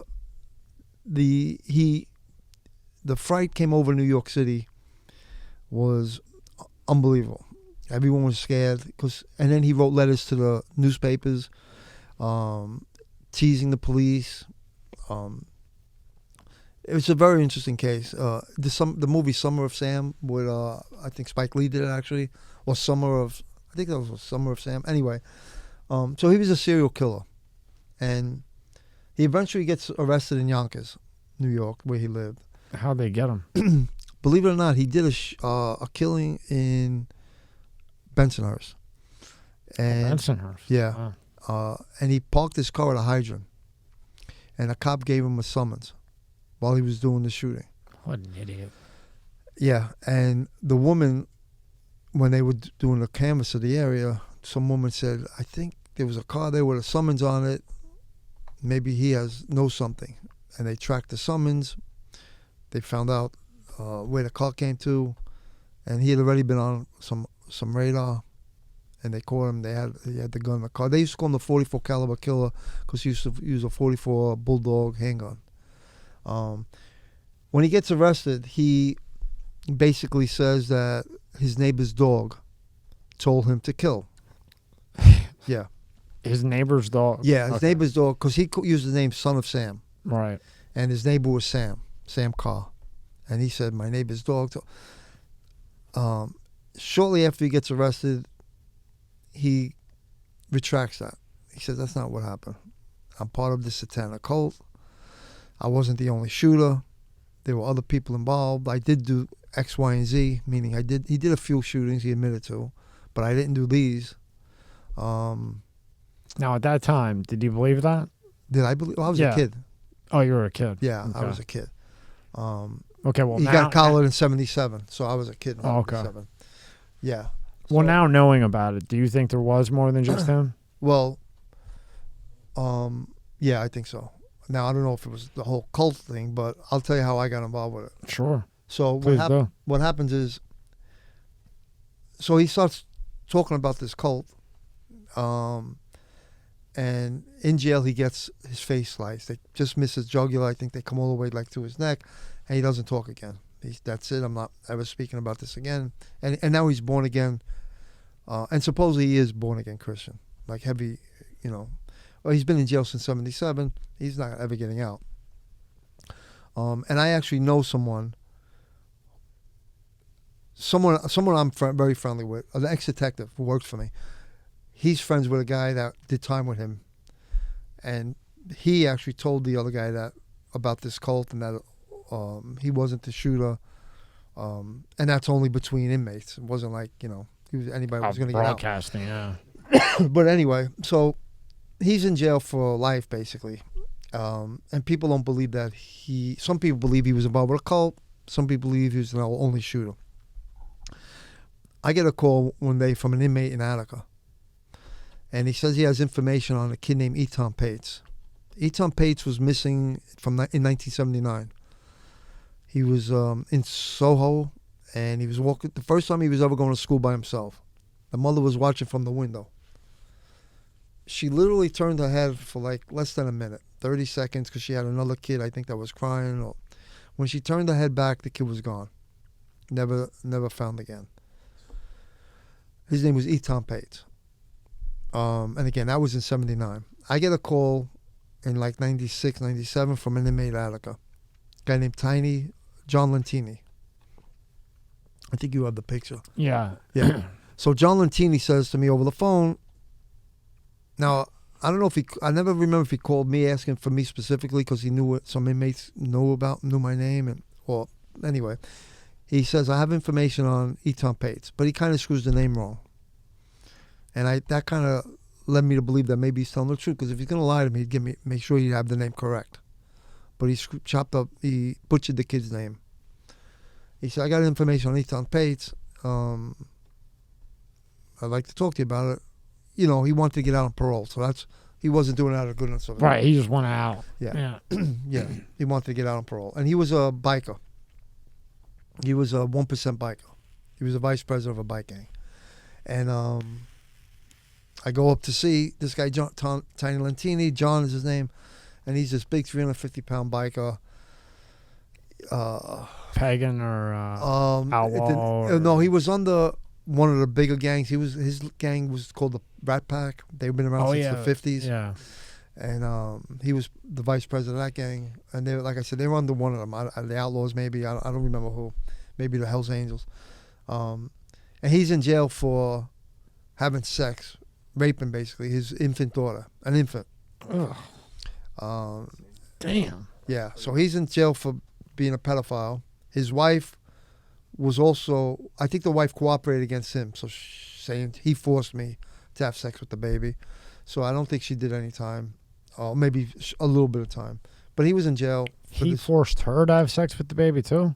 According to according to her. Jeez. So they didn't really go after her prosecution-wise. I don't know about that. Yeah. Wasn't like she couldn't run out the house? Yeah, well, you know. You know, yeah. But they got him, and he's in jail for a long time. But now he's up for parole. He wants to get paroled, and he gives me this story. Parole. The story he tells me is that him and his biker gang were contracted to do security in Yonkers and Westchester at these mansions. And in the mansions were these satanic parties where there's sex going on and all these different drugs and kids and all kinds of shit going on. And they doing security. So the cops come, they're going to fight the cops. Anybody else comes, they're going to, get rid of them. But eventually he gets friendly with these satanic people that are throwing these parties, and they let him in and out of the mansions while they're doing this thing. And at one of these gatherings, they call up the kid Eton Pates, and they do some kind of measuring to him, and they do some kind of ritual to him, and they're going to ritually sacrifice this kid. Well, like cut him up? Well, he says that he left right before it happened. He walked out. Sure he does. But they were going to do something. Yeah. Now, we don't know if this really happened, how much of it happened, but that particular cult is, according to Tiny, and him too, because he talks about the Process Church, is the Process Church of the Final Judgment. And that's the so same now cult. you have one birdie, now you got two birdies. Once you get the third birdie, right, then it's like, well, it makes sense. Well, what happens is that kid who hadn't been found ever, a couple of years ago, I want to say, I'm not sure how many years ago, 2007, maybe 2008, a guy confessed to it. Had nothing to do with anybody here. He worked in Soho. He saw the kid and he took him. But they never, now that guy has a history of mental problems. And he confessed, but nobody knows if it's real or not, or if he's just trying to get fame or whatever. And so he went to trial twice. The first trial was a hung jury. The second trial convicted him. They never found the kid's body. That sucks. So we don't know if he's telling the truth or if he's making it up in his head, because again, he has all kinds of mental deficiencies, that guy. But Tiny's story coincides with this guy's story regarding the Process Church and what they were up to, and again, I don't know if he was involved or how active he was, meaning Berkowitz, but supposedly the other shooters were members also. Now, is this whole like satanic, whatever this cult thing is that these guys, is that still going on today? Like like this, what is it called? What do you The call it? name of the church is the Process Church. Yeah, but it had another name before, like of the cult, like the satanic cult. or Satanic rituals or the yeah, cult? yeah. Is that still around? I'm sure it's around. Jeez. Wow. Yeah, That's disgusting, man. it's crazy. Go to the next slide. Yeah. That's the kid. That's the kid, huh? What a shame. I hate to see that shit. Still missing. Yeah, from 79. Damn. Tiny little kid too. Well, at least you did everything you could do and still, right? Yeah, I mean, I mean, what are you going to do? Go to the next one, Elijah. Now, this is a Eddie picture. Yeah, you had said from when they had put you right. over there. Yeah, go ahead. that's Eddie Leno in the middle. And that's John Gotti's brother right there. That's Gene Gotti. Jane, yeah. So that's where we did the job for that guy, Eddie Leno. That looks like Scarfo on the left. It but- does look like him. It does, right? Yeah. Oh, man, he's a crazy guy. Yeah. Go to the next one. And that's Tiny Lentini, the inmate. You don't look so good.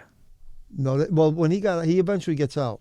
And when he gets out, he made himself a American Indian chief. How did you... What? Yeah. And he took the name Wolf Hawk. What the fuck? Why would he do that? I don't know. But he was obviously a screwball. And he actually married another woman. They had a baby. And the state of Pennsylvania took the baby because of his history. She had actually been married once before, or had a kid once before. I don't know if she was married, to another guy who was a pedophile, convicted pedophile. Oh, Yeah, is that a new fetish? that's her type. Oh, are we gonna go to the porn sites, Mike, and see a fetish of the shit or what? Oh, my Crazy, goodness. It just gets crazier and crazier. Yeah, he marries a woman that likes pedophiles. And that's her second. Yeah, her second. Yeah, It's just, and they actually took the baby from her. Yeah. well, as they should. Yeah. Another one? Now that's Robert de Grimson. Yeah, you Yeah. got to tell me about him. So he was actually born in Shanghai, and then he moved to the UK. And he was associated and I don't know about partners, but very close to L. Ron Hubbard. Nirvana, maybe? Kind of looks like Nirvana, right? Right. Totally different guy. Yeah, he was close with L. Ron Hubbard, and then he went his own way. He actually married L. Ron Hubbard's girlfriend, or maybe could have been L. Ron Hubbard's wife. He took her away, and they started the cult. And, These cults, man. yeah, And what all did he do? Like what all was proven that he had done? criminally, you mean? Yeah, criminally, yeah. I don't even know if he's ever been arrested. He just started this cult, and the cult basically worshipped four entities: Jehovah, and this is coming from them. I don't, Jehovah, Christ, Lucifer, and Satan. And you split your loyalties amongst the four according to the. And again, I'm not a follower of the church, so I don't know what the hell they're talking about. But that's what he did, and then. Supposedly when it became this cult to kill, they wanted to start like an uprising, kind of like a helter-skelter. And actually Charlie Manson had gone to some Process Church meetings when they were in LA, because he was in the UK, London, then they moved to California. And actually his wife, you'll get a kick out of this, him and the wife separated at some point. And she became Priest. no. That would have been real fun. And they were known for sacrificing animals, German Shepherds specifically. And she opened up I can never think of the name of it. But anyway, it's like an animal sanctuary where they save dogs and other animals. And it's one of the biggest in the country. And that's the wife. And Obama got his dog from that. Jesus Christ. Add that to the $500 billion he put on a plane in the middle of the night and gave to our enemy. Ain't that What hot? the hell's wrong with stuff? that guy? And nobody ever hears about it either, right? Yeah. I can never think of the name of it. But Well- her name was Mary Ann McLean. Yeah. Yeah. Unbelievable. But whatever he was running, there was a lot of dirty stuff going within it. Yeah, absolutely. Yeah. It's nuts. Yeah. Is there another one? It might be the last one on that one. Oh yeah, that's the biker gang, That's right? the Rat Pack. Yeah. That's the Rat Pack. Yeah, they made a movie about that, right? Or a documentary. They made something with the Rat Oh, is that Pack. right? Yeah, it's on Netflix. No, that's got to be. That's not the Sinatra and them guys. It might be. I just saw Rat Pack. Yeah. Might have just got my second Yeah, right that- hook yeah. from Mike already. I Yeah. got hit earlier. I got hit Yeah, that's mid-round. what they call them. Yeah. Now, were the bikers big back then? Yeah. They were huge. Mm. Now, when did the blood and the Crip and all that jazz start? I think that started like towards the end of the '90s. Really? Yeah. Now, when did you realize that there was a $50,000 bounty on your head? And then you decide, wow, there's a $50,000 bounty on your head to go into the DEA. You know that? Before he goes into the DEA, he's already got a $50K bounty thing on him. Then he's going, then Mike's, I don't want to say he. Then Mike is going into an area he doesn't know to scope it out. And then with the $50K on your head, Yeah. how do they not detect you? You know, because Well, the contract was the Lower East Side guys, because me and my partner were putting such a hurting on them to try to get the heavier guys. So, you know, we were doing a number on them. We were taking heavy guys, like the guy, like for argument's sake, Fat Frankie. We would take 10,000 here, another couple of thousand, 10,000 there, 20,000 worth of material, and well, you cost a lot of people a lot of money. Buddy. so the main guys got together, 50,000 for them as light stuff. For me and my partner, 50 for me, 50 for my partner. But fortunately, they couldn't get anybody to take the contract. Yeah, killing a cop's crazy. So- You got to be out of your mind to do that. Right. You know, but like say that they would, because it was the east side, then the west side, if you come in, if they don't have an issue with you, that's the east side's problem, not theirs. In other words, so the east side puts the contract out, The right? Alphabet City guy. Alphabet City, right? Right. Now, if you go to the west side, does that contract hold with them, or they don't want nothing to do with it because the issues are over with the east side? No, but how would they? They didn't know who I was. Like when I did undercover work, they didn't know who I was. Okay, see, I thought they had made you, and then they put the $50K on No, you. Okay, no. so- Them guys, Alphabet C, knew who I was okay. because we were there every day. In fact, when the contract was when it was confirmed, and the way it was confirmed was there was a bank robbery up in the Upper East Side, and the FBI had an informant, and they were talking to him about the bank robbery, and in the room at the time was a detective that I had done some stuff for, meaning I picked up bad guys for him, and I knew him well, and the informant, after talking about the bank robbery, said, "Oh, by the way, there's these two cops on the Lower East Side, and there's a $50,000 contract on their head." And the other detective knew me and knew my partner, and he even said who put the contract out. This guy was from the Alphabet City, but he knew a lot what was going on the Upper East Side, and he knew who to put the contract. So they actually transferred my partner and I to Harlem for a short time. How was Harlem? What? How was Harlem? The Because first- you always hear you always hear Harlem and the negativity. That if you're not from New York, Yeah. it's always Harlem and then how bad it was. Well, I'll tell you, I want to say the first or second night we were up there, we saw one of the guys that put a hit on us okay, there because you he had material uptown. go. Yeah. So it was like it was useless. They knew where we were now. It didn't matter that that we went uptown. It was bad. Harlem was bad too.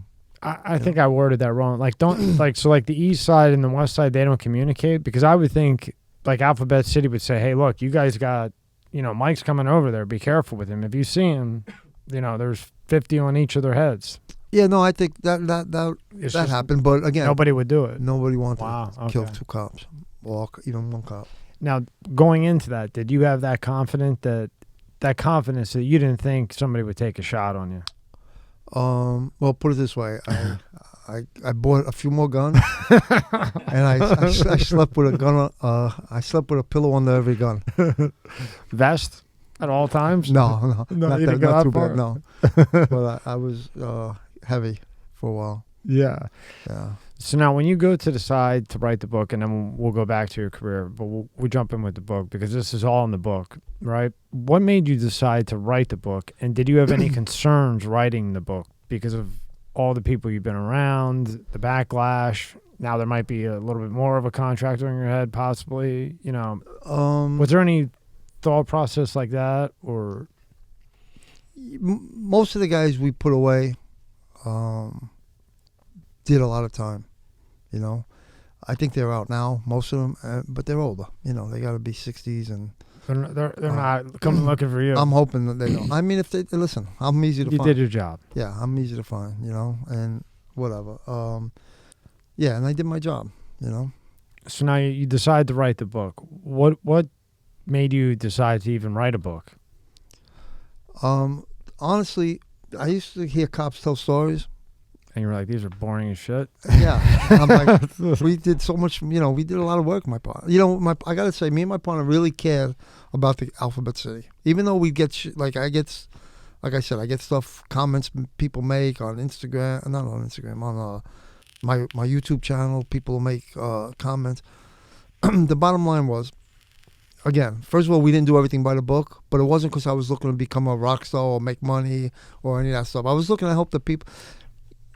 I always say, I used to see kids going to school in the morning, literally kicking hypodermic needles around. The way, like when you're growing up, you kick a can, see how far you can kick it before you lose it? Yeah. They'd kick a hypodermic needle. Or they'd pick it up and start playing like sword fights with hypodermic needles. Jeez. A dirty, bloody needle. And who knows what's in that? And AIDS was pretty rampant prevalent. at that time, right? Unbelievable. And me and my partner were like, how the hell could these kids grow up So, yeah, I got a lot of hate from, let's say, neighborhood people, but mostly bad guys who I didn't care about.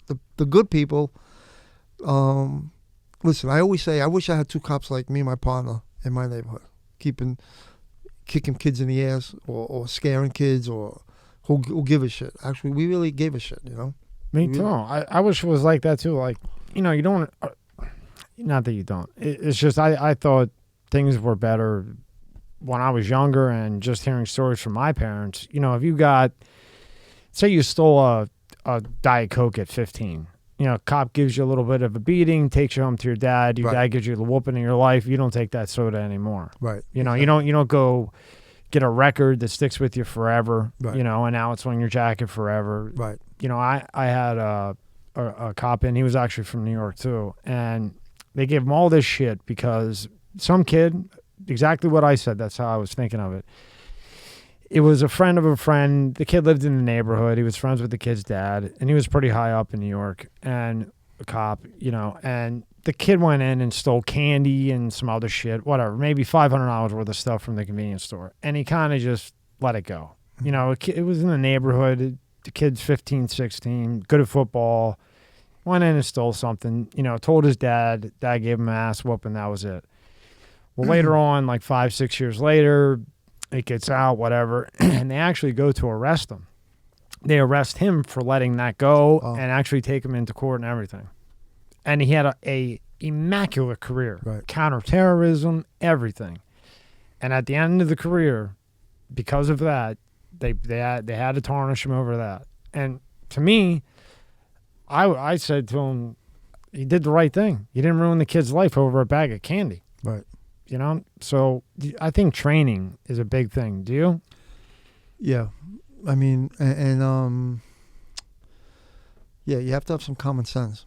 But I mean, not everyone does, and they make a rule, and you're supposed to oblige by the rule. But they're not out in the street. Exactly. You are. So that has been my gripe before I even ever talked to a cop like this or a fed or whatever. Is that whoever's making the rules, they're not the ones out there. Why don't you call Mike in, Mike's partner, this guy, that guy, and have real life situations and then make a law, rule, or how you go about things, right? Yeah, I mean, there's discussion. You're supposed to use, well, like when you get pulled over for a car stop or running a light or speeding, that's a violation. And you could use discretion. You don't have to give a summons. You could just say, all right, slow down, and that's it, you know, or whatever. But again, that's not a crime. That's a violation. Crimes, there's really no discretion. You know, just one of those things. Yeah. You know, I mean, how many pages was the book when you wrote it and you did it? How many pages was it before it got cut down, or you didn't cut it down at all? No, actually, it was 190. I want to say 199 or 198, and now it's actually like over 300. We got Bruce Bennett. He did a lot of, he wrote a lot of books as a ghostwriter for a lot of celebrities. Congratulations on getting him. Oh yeah. Well, the agent, WME, got him. Can you pull up his book, please? And actually, he was going to be a ghostwriter on my book, but I was like, if you're going to do so much work, man, I don't want to keep you in the shadows, you know? What's your name? You know? And so, of course, his name's on the book, Bruce Bennett. Because you'll see there's a lot of history in New York in the book, and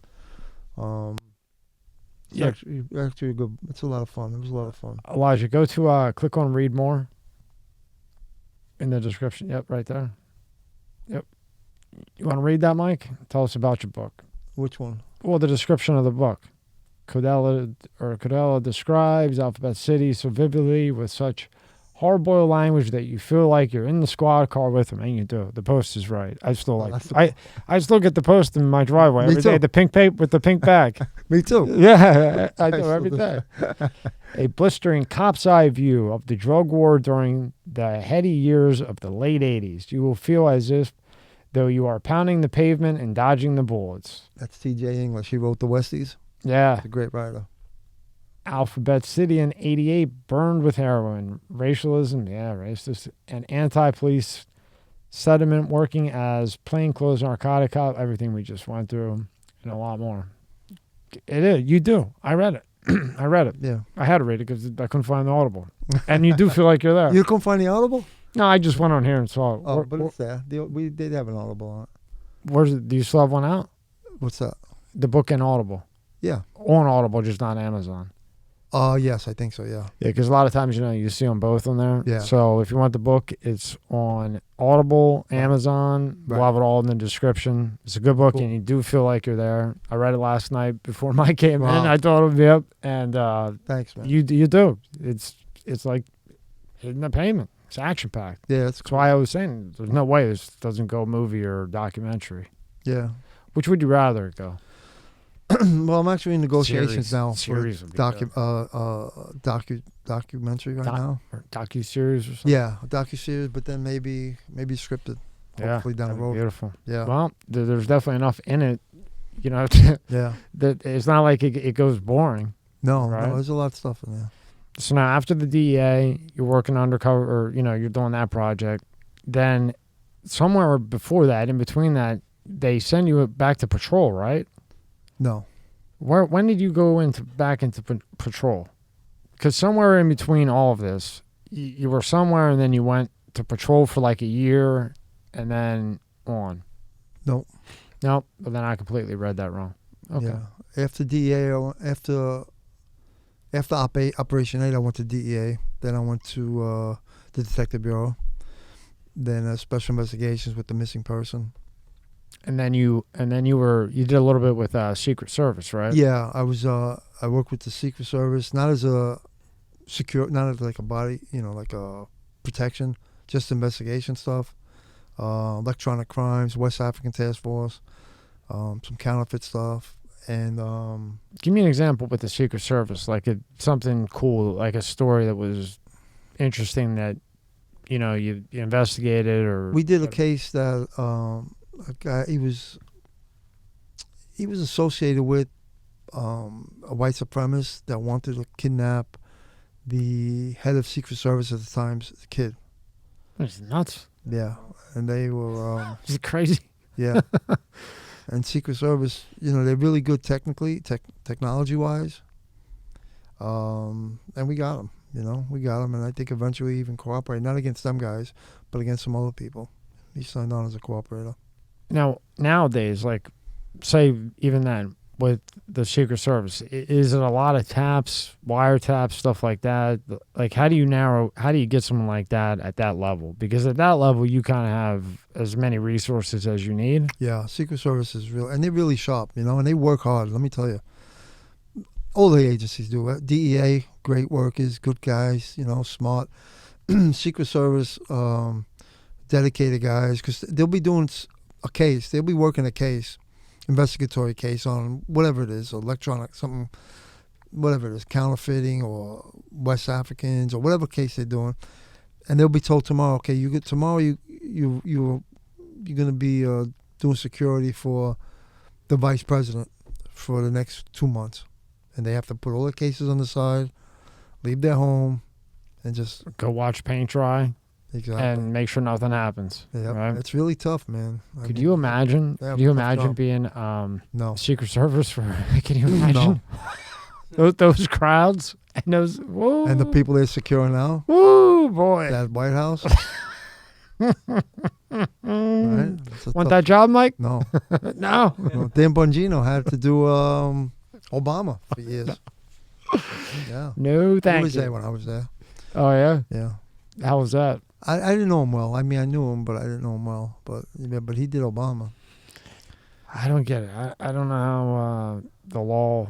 I don't know how the law works anymore. I know. You know? So How involved do you think the government is in the drug trade?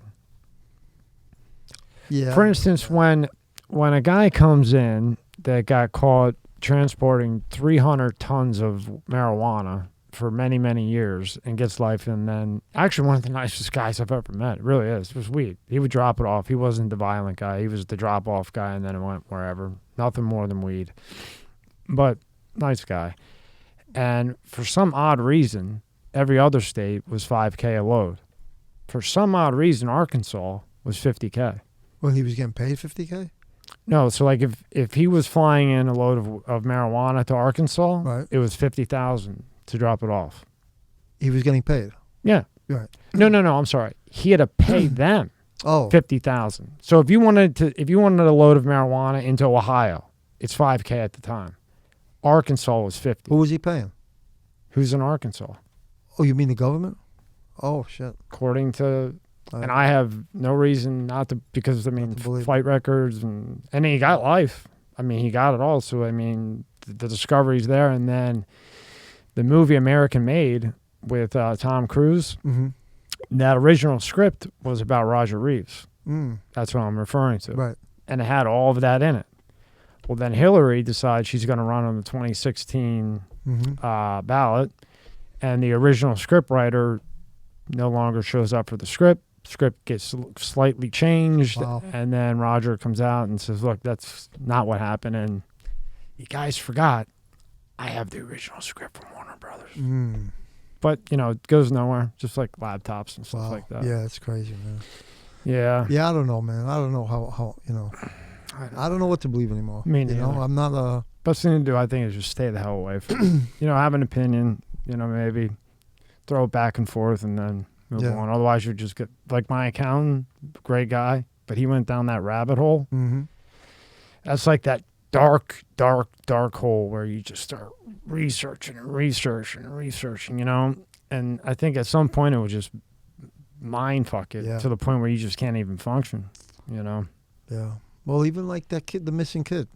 Yeah. You see all the, you know, child predators and all, you know, if you buy into the narrative of the Hollywood and what's going on with the blood, drinking the blood and the endochrome and It's kind of the hard hand not signals. You familiar with like the hand signals Yeah. that they have and all that stuff? to. I forget who it was.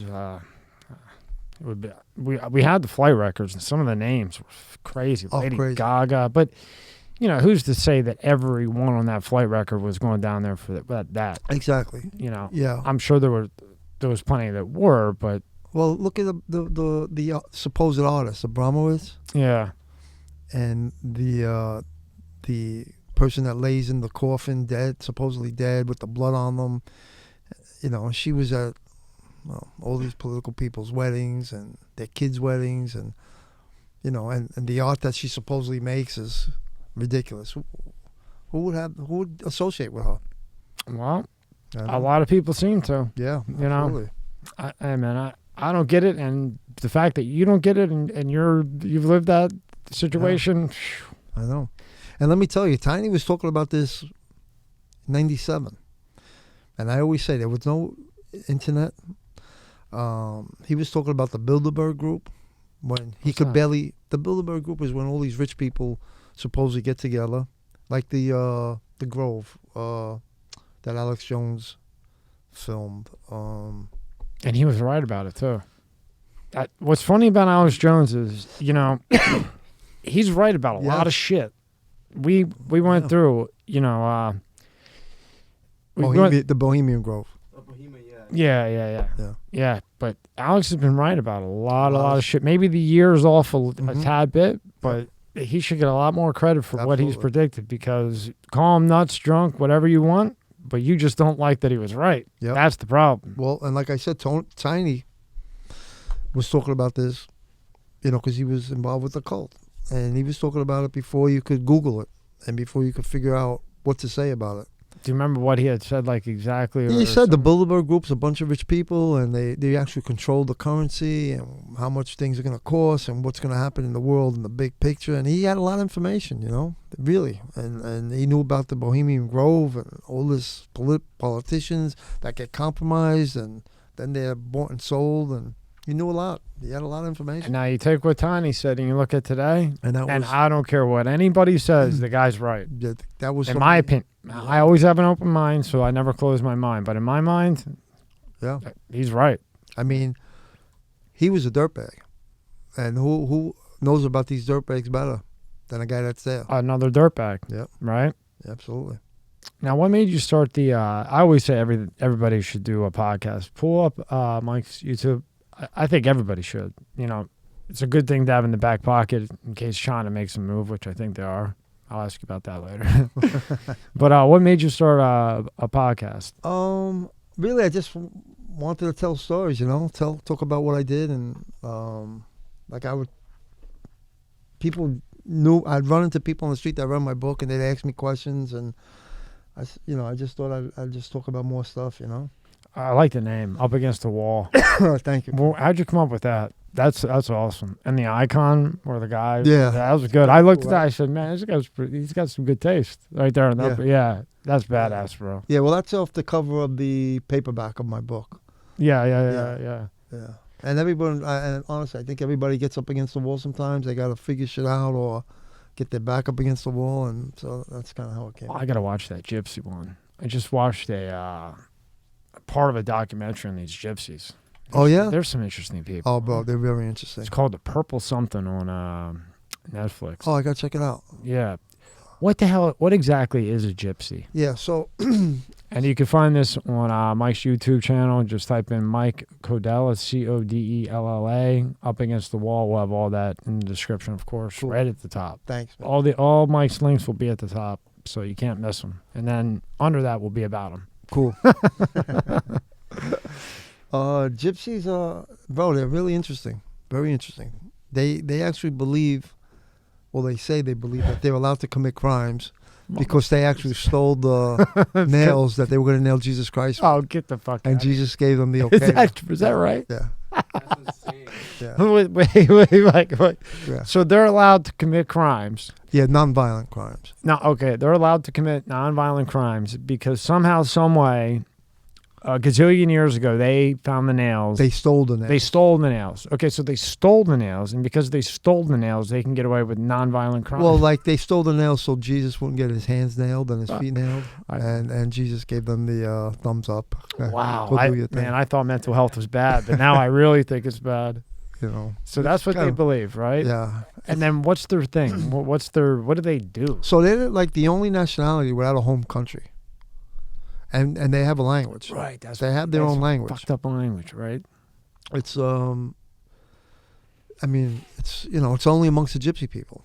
And they have a language, but they don't have a homeland. And they've been persecuted. Obviously Hitler went after them, other leaders have gone after them. And they've preserved themselves, and they got their own culture. Although now, like everyone else, the phones, computers, changing things for them. They had to marry, who their parents said they had to marry, or they arranged marriage. Like Bethune, yeah. And things are changing for them too. Even crime wise, a lot of them don't have social security numbers. A lot of them are born in the house. They don't go to school. They're supposedly homeschooled, but they go to school up to like 3rd grade, and their parents pull them out, so they don't want them to be change their culture by being around regular kids. So they take them out. They supposedly homeschool them. They're very isolated and insulated, and they're taught how to commit a lot of frauds. The palm reading. Anytime you see a palm reading, Palm reading bullshit. is It's all bullshit. It's right? all bullshit. I went undercover against I took Did out, you? Tell me this story. You Yeah. gotta tell me the palm Yeah. reading story. These motherfuckers Yeah, pop up every 2 it's kinda seconds. funny. These jerk offs. and I know, Mike. I know. I won't even say who he is. Whatever. You know him. Multiple people. They believe this shit. Yeah. They go there like a ritual, and they go, okay, well this line went this way. This line went that way. You're gonna live to 78 or some bullshit. Well, what they do is they you're allowed to in New York. Well, how if I get shot in the hand and it went this way? Well, they don't really. They use other ways to read you too. No, They don't need your palm. In Well, New they York- can read me any way they want, right? Yeah, They just got to look at me and they can tell. exactly. They got So the gift. you have a nose. You got you're olive. You're from Italy, right? Exactly. Right, You have an accent. right, You're from New York. right. Well, you got gold on. And Now pay me 20. Yeah. Well, 20 is allowed. See, if it's under the guise of entertainment, Oh wow. it's fine. $5, $10, $20, probably even up to 50. It's entertainment. You're being entertained. I'm not saying that this is going to happen. It's when I start eliciting money from you and letting you think that we could change things. That's when it becomes a crime. That's when it becomes a fraud. And that's what they're good at.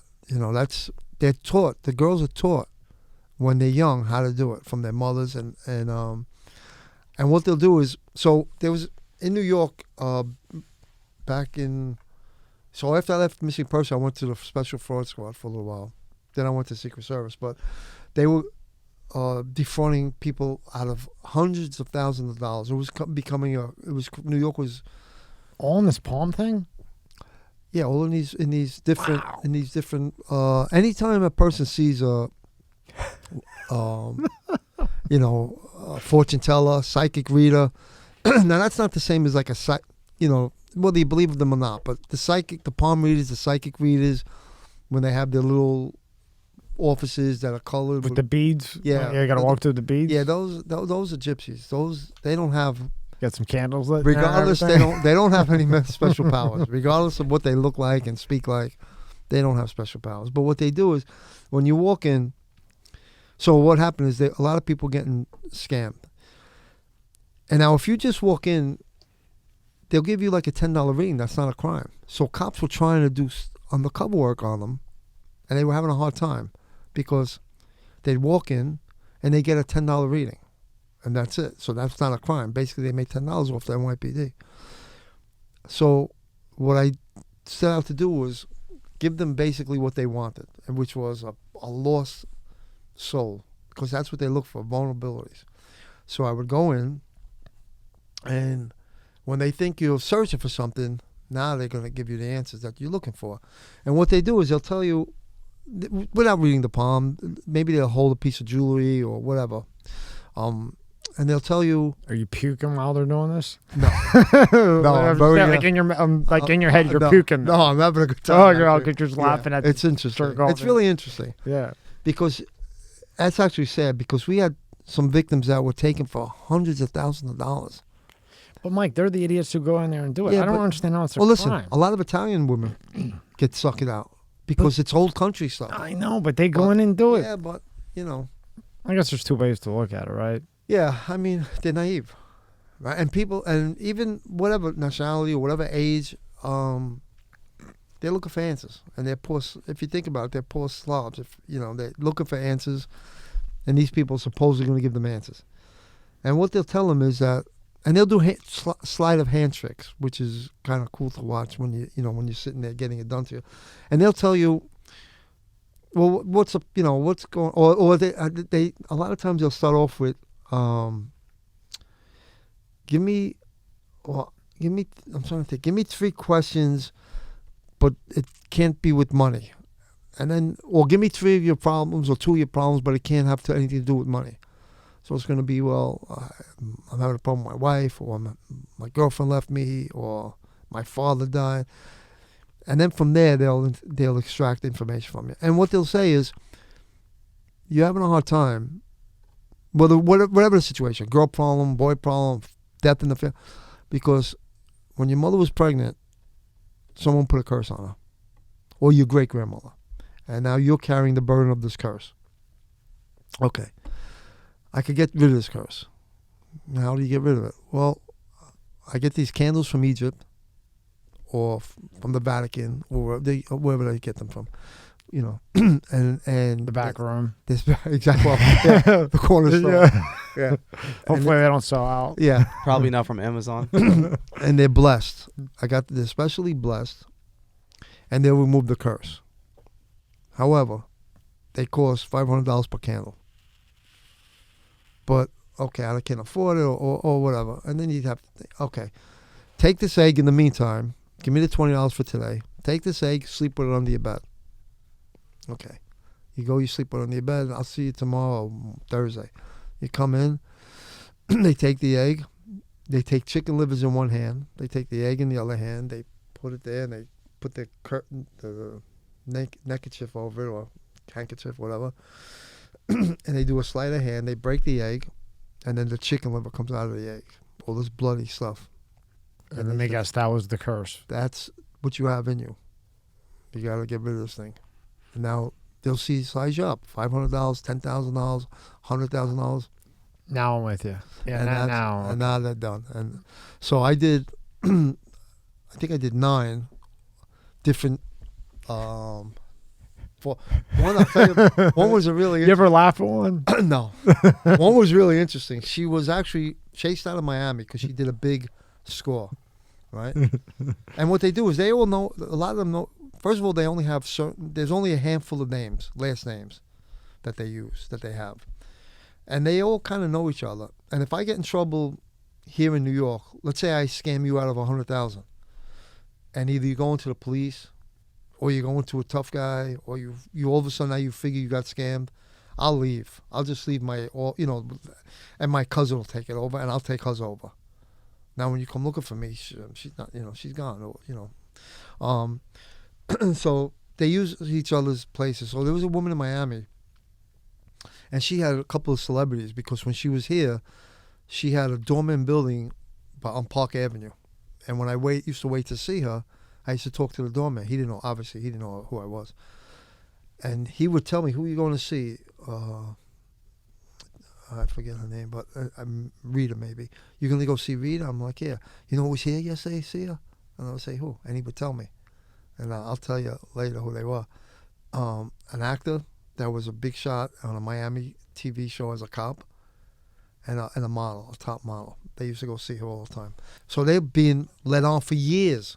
Good move by her, though. Years. Going in that expensive area, expensive place, because you think, oh, wow, if she's in there, she must be the real deal, right? And they, she just basically was probably a psychiatrist, or like a, Therapist. Yeah, she wasn't, Knew the questions to ask to then play off of. They just felt comfortable, and they, but anyway, so she was in Miami. She got chased out eventually. She probably scammed somebody so big that she took off. That's what she did, actually. She made like a big $500,000 score, and she left. So now her ass better run. Yeah, so she came to New York, the East Side. She used to rent a radio spot at like late radio on Friday nights. Yeah. Now if you're an average guy, you don't realize that they're actually paying for radio time, But she'd pay for radio time. And she'd have people call in, other gypsies. Now, they have an accent. Was she on our Space Guy show? He just passed away not too long ago. Remember the guy at the middle of the night? I know you had. I know. You had to. Yes. No. What's his name? Elijah won't know. He's too young. Oh my God, he was the best. He would come on at 1 a.m. He was great. And he was some of the shit. Was crazy, but some of the stuff wasn't. He had everything. He'd have Bigfoot on one week. Oh, what's his name, Mike? What's his name? It'll come to me. Tell me the story, and I'll try to find it. Yeah, it'll come. Tell me if I can find it. So, like I said, she stole like $500,000. She comes to New York, and then she rented airtime on the radio, and they have an accent because they have their own language, and they have a little bit. It's hard to detect sometimes unless you know them, unless you deal with them. And so she'd have other gypsies call in and ask her questions, and she'd give them the answers. But of course, they're her friends. So if you're like an average guy in your car at 12 o'clock at night, you say, wow, this broad knows what she's doing. And she's knocking it down. She's 100 for 100, great. right? And then she'd give her phone number out, and people would call and go see her. and that's how I got. And that's how her. you got her? Huh? Yeah. That's how I got her. Give me another one because I'm trying to find this guy's name quick. So there was another girl that she had breast implants. When she walked in, they told her she was gonna have breast cancer, Oh boy. and she bought it. And she spent so much money on this on them. Like I can't even tell you how much. And because it was obviously she had implants, and the woman told her, the gypsy told her, "You're gonna have breast cancer. You're gonna have problems unless I get rid of the curse." And she spent so much money to get rid of this curse that don't exist. I retract my earlier statement that like why arrest them, because when you're going to that, because I don't know if that woman would have went and got like surgery, you know? Yeah, she lost like $25,000. Yeah, fuck, It's ridiculous. Yeah, you can't. Yeah, you got to make something happen. Art Bell. There you go. Yeah, remember? I wouldn't have remembered the name. Yeah, Oh, that was good. Yeah, he was great. So now, what'd you do with the what was it? The fraud squad? Yeah, A better name than that, right? It was a special fraud squad. yeah, you got to get that in there. You know, Yeah, come on, Mike. same thing. You're on it. You got to get that special force. You know, it's a little bit of a plus in case you know. So what'd you do with them with the fraud? Everything, man. Anything that was fraudulent or up to no good, we did cases. What year were you dealing with the fraud? Roughly? Probably like 90, 98, 99, then or maybe a little earlier, 97 to 98. Right after Missing Person, right after I dealt with Berkowitz and Andre Rand, I went there. Then I went to the Secret Service. And then what was at that time? What was the big fraud thing? You know, what was one or two? It was credit card fraud. Really, credit. They were killing the government. You know, they were killing us with credit. Like carding, making fake cards, and all that. The swipe. They'd have. So a lot of restaurants, you give the guy your credit card. They would take in a swipe, and it would hold them. It would hold the information, and they'd sell everything, all that information to somebody. Wow. Now they just go online. Yeah. They go online, get the numbers. Right. Or actually, no, they go online and they order them from whatever country, and they get a package of, say, 1,000 cards. And on the dark web, you could get all that stuff. Yeah, the dark web. That's what it's called. On the dark web, maybe 200 of the 1,000 work. You know. Yep.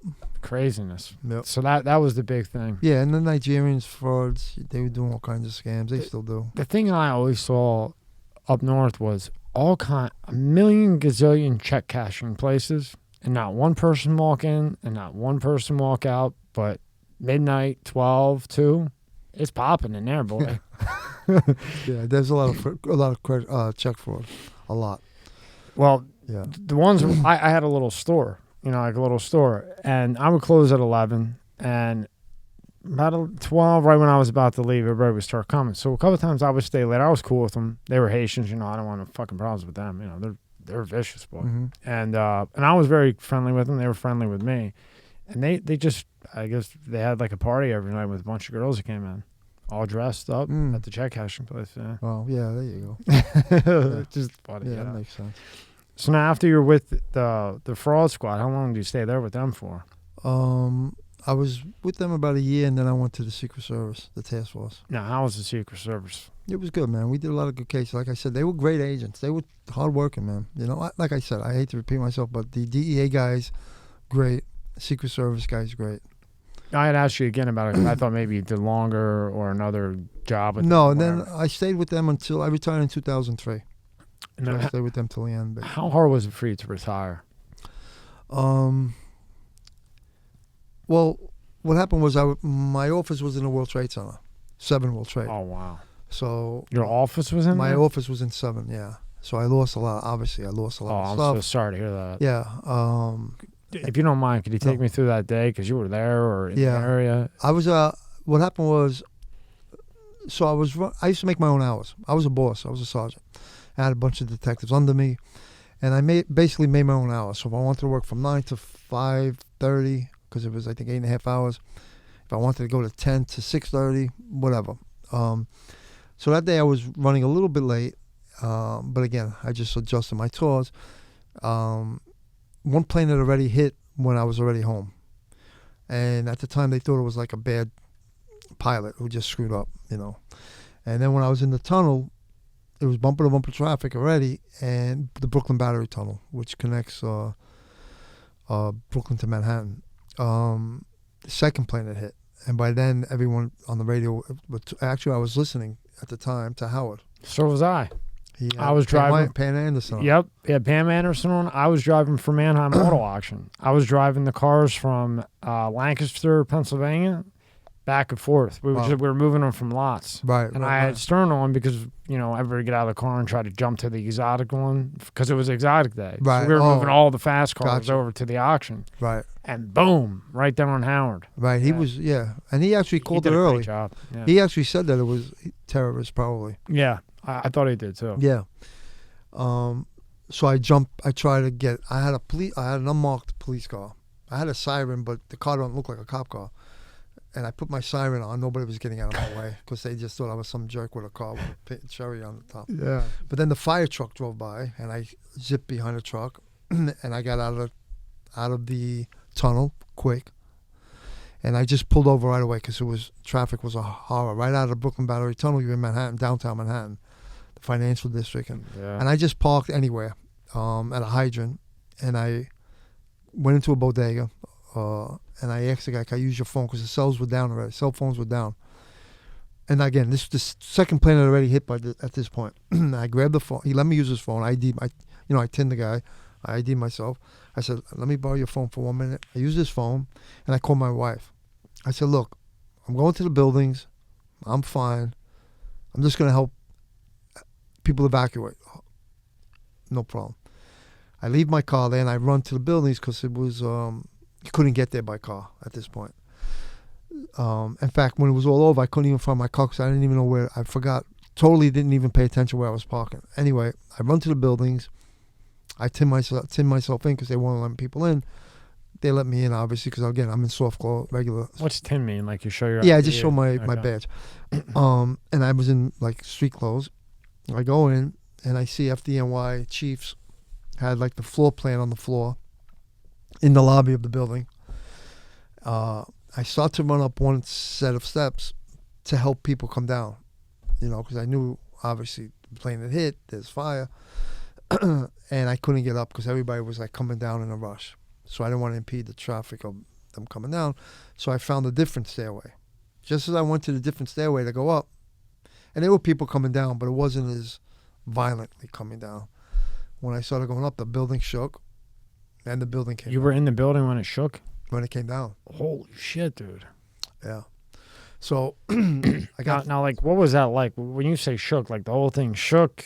yeah. I mean, just like what's going through your mind at that time? Yeah, I didn't even think, honestly, that it was the building coming down. I thought it was an earthquake or something. It was that's why sometimes I hear these, I'm not sure what happened there as far as conspiracy-wise. Yeah. I'm really not. I listened to some guy recently, and it's holy mackerel. He's got a lot of Well, I had information. I had Rick Prado in his books back there, and he was the head of the CIA at the time, and he had went into Bush and Rumsfeld 62 days before 9/11, and he told them flat out. He said for 3 years he was going in there. And they're like, come back when you have more. Come back when you have more. It's in his book, and you can watch the podcast. So Yeah. I'm not talking for him. Right. Speaking as what I respect him a lot. Yeah. And he's been very kind to me. And he had said, he had been telling him for 3 years that there's, cells all over the place. They're practicing, flying and so on. He said, all of a sudden, he's doing his CIA investigation work. They all went quiet, right? All the cells went quiet. Wow. Exactly 62 days before 9/11 happened. He goes in. I always thought it was Bush trying to, create a vendetta to get Saddam, Right. or ignored it to an extent to get Saddam. But he said that Bush didn't say anything. It was Rumsfeld. And Rumsfeld said, still not enough. And then 62 days later, boom, Wow. it happened. But then, you hear, because I had asked him, I had said, well, it looks to me like a bomb was under there the way it came down. Because usually when there's a bomb, the way it crumbled. And I don't want to speak for him, but, excuse me, he had explained how it, the weight of the aircraft would have maybe done that. I don't want to speak for him. Yeah. I forget exactly how he worded it. So he thinks it was the planes that actually took everything down? Yeah. The way he explained it makes sense. But I was still prior to him, I still thought, how to, when you watch them do a demolition, that's exactly how it looked. Well, I just listened to some guy. And who the fuck knows? Yeah, I mean, I don't like to listen to those things. I don't know, but I just kind of forced myself recently, within like the last week. And I'm sorry, just for Prado's, that was his opinion. He wasn't sure. He's had said like the way that the planes hit and the weight and the fire and everything, it's very possible that it could have happened like a demolition from that. Right. So he didn't sit here and say, no, there wasn't a bomb. He just said, this is how it could have happened. Because I said, it looks to me like a bomb. How could a plane make it drop like that? And then he explained how a plane could make it drop like that. Not that that's what his full-fledged opinion was, out of respect for my guy. Yeah. No, I get Who it. happens to like knives a lot. Who happens to what? He likes knives a lot. Oh, he does. Oh. Yeah, he's a knife guy. Oh, okay. Yeah. Yeah. Don't want no problems, Rick. Yeah. I'm coming for that cigar. So take This guy said basically about the heat of the steel. It would have never like I don't know. It just made a lot of sense, and he actually started this organization where they have 3,600. He's an engineer, and he started this organization that has 3,600 engineers, and they're all on board. Which 3,600 of anything on board is a big deal. That's a big deal. Yeah, and especially my building, 7 World Trade, the way my building went down. And really, they burned, it burned to the ground, And but anyway, I don't. But my out of those 3,000 people that are engineers, you're saying 3,600. 3,600. That's a lot of engineers. What's their opinion? It was a controlled demolition. Really? Yeah. That the plane. Yeah, and they actually found like these. Well, apparently there's film of molten steel, and he was saying to get steel to do that, it would have had to be like 1,000 times hotter than it was, because they were fire resistant steel, which I didn't even know existed. And he said that it's literally impossible. I mean, and then according to him, they found they look like paint chips. I don't know exactly what terminology he used for them, but they're not paint chips, and they actually heat up where they actually burn hotter.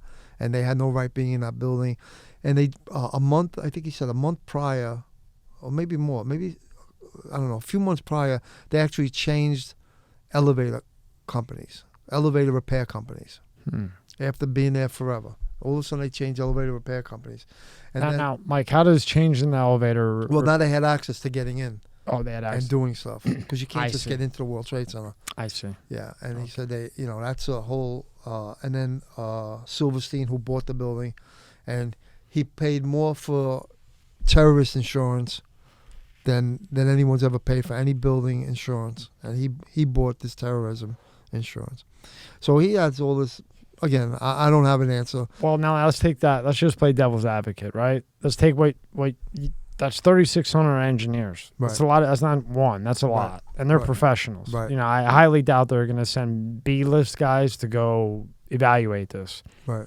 Then you have the head of the CIA saying he went in 62 days exactly before it happened, and Rumsfeld said there's not enough information. Right. And Rick says, like, what do you mean? They're all quiet. You're 70, buddy. You've been through Well, what this. did he want to do with that? Did he want to start taking people down? Yeah, Rick wanted to make it. He went into the White House to talk to Bush and Rumsfeld to get the okay to get to go whack them out now. Before something happens. Mm-hmm. So now, if you take that top guy, and he's in the CIA, he's a legend. I've had 4 other CIA guys in that were head of missiles, head of counterterrorism, and every one of them says, "You had Rick Prado in? He's a legend." Wow. So he's something, right? Mm-hmm. So now if you take that, the 62 days, no, don't do anything. The most respected, one of them, from what I know from the other guys, the most respected CIA agent that ever was. Right. That's an opinionated opinion. Then you take 3,600 professional engineers. Yeah. Right. I don't know. I know. But you hate to think that we had any... But you'd also hate to think that we're allowing drugs in here. Right. You'd hate to think that we're, have the border wide open, knowing that that's all cartel controlled for the most part. Right. You throw half innocent and the other half are loaded up.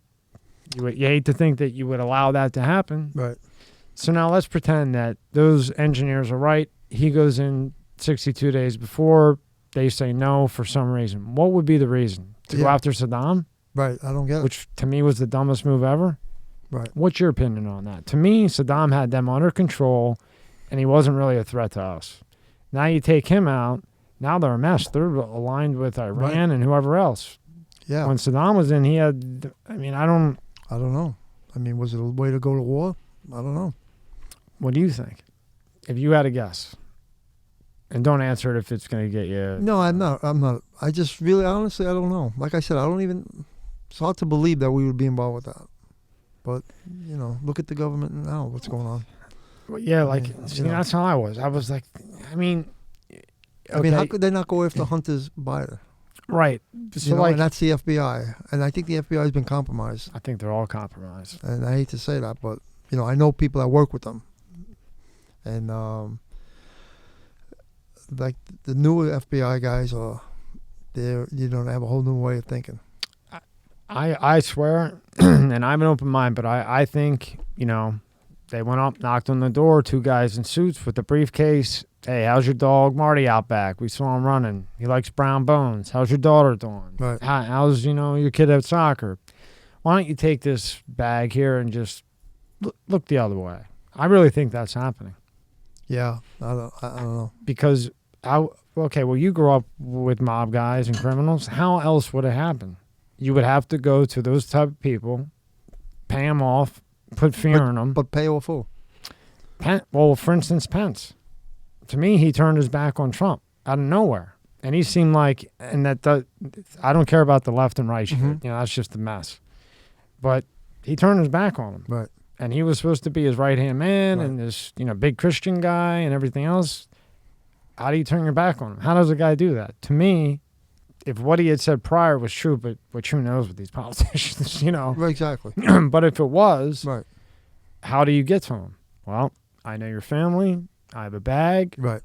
Look the other way, and we'll look the other way. Right. I don't see any other possible way that all of it, not just the laptop, not just Pence turning his back. I mean, the list goes on, Mike. Yeah. Oh, absolutely. I know. That's why it's ridiculous. So what do you think's happening? I gave you my opinion. Now you give me your educated cop opinion without getting yourself in trouble. Yeah. I'm just kidding. No, I know. I'm Yeah. not. There's no. I'm I just mean, breaking balls. I think people might be compromised. Yeah, You know? shame. I mean, it goes. I think guys are compromised. And why they're so indoctrinated to this left thinking is beyond me. I mean, just to defund the police and all the things that went along with it. It's the colleges, the professors. I mean, my daughter and my son used to come home and tell me what the professor said. It was like they were. If you said it any other way, you'd be crucified. Yeah. And they were getting away with it. It's I don't know, and it's really they look into indoctrinate and again, all these young guys going on these jobs. They went through 4 years, maybe longer, of being indoctrinated into that thinking. It's crazy. It's crazy. That's why you compare the old FBI guys to the newer ones. And I'm obviously not all of them, but I know guys that work with the guys today. And when they tell me, Mike, you won't believe the way these guys think. They think like the defund the police marches. That's the way they think. And they're law enforcement. They're supposed to be law enforcement. So Now, who would want to be a cop right now? crazy. It's crazy. Not only you're not getting paid, there's no laws, really. Right. In half of the places, there's no laws. So, I mean, who would want to be a cop? Nope. It's almost like it's just all set up. Yeah. It's just one thing after another. And then you got this guy saying he's going to run again. I said it know. yesterday. Oh, now she's saying she's going to run. Which one? Hillary. Oh, boy. And she's going to use the border, the weakness at the border, as her platform. Should probably win. I thought they would.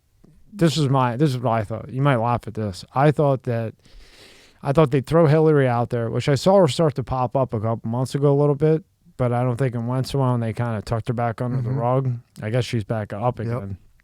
I think they're testing her out to see how she would do, or if maybe people forgot about some things that I guess the entire fucking FBI, Secret Service, everybody else forgot about too. And then if she didn't get any traction, I thought Michelle Obama would step up. Yeah. And then there's no chance for anyone. I don't think there's a chance, period, for anyone else. It's either going to be them one way or another. Or Newsom, Or Newsom. if they let him get in. If they put him Can you imagine that? I mean, Where are we moving? his state is horrendous. Where are we moving? Where are we going? Hey, he gets at the top. Mike, where But do could we he go? be any worse, really? How much worse could he be? This guy's Well, this guy's got a brain, so he could actually take orders better. You know, this guy's got to get shot up with, a nice, a hell of a cocktail that's starting to wear out to, Right. make it through a couple minutes. Newsom gets in, he can remember with the earpiece what he's told to do. That's true. And then he could buy a $40 million house on a $400K a year salary. Oh, and the son could buy a $16 million house too on a $400K For his artwork. for his artwork that are millions apiece. Yeah. But he's got no connection to China. It's ridiculous, man.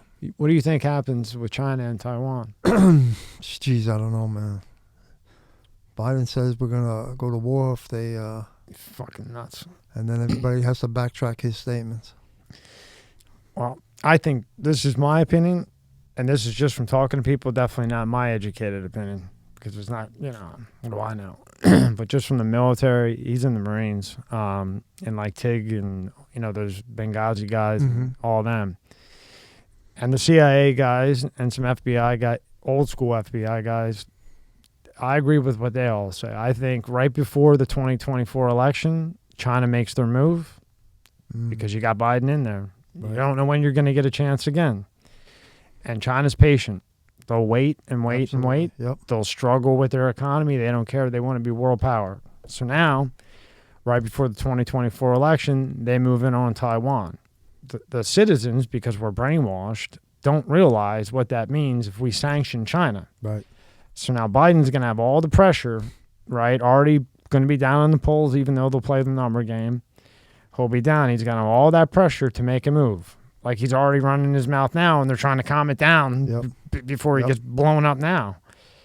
And then if he goes and sanctions China even once, they cut us off.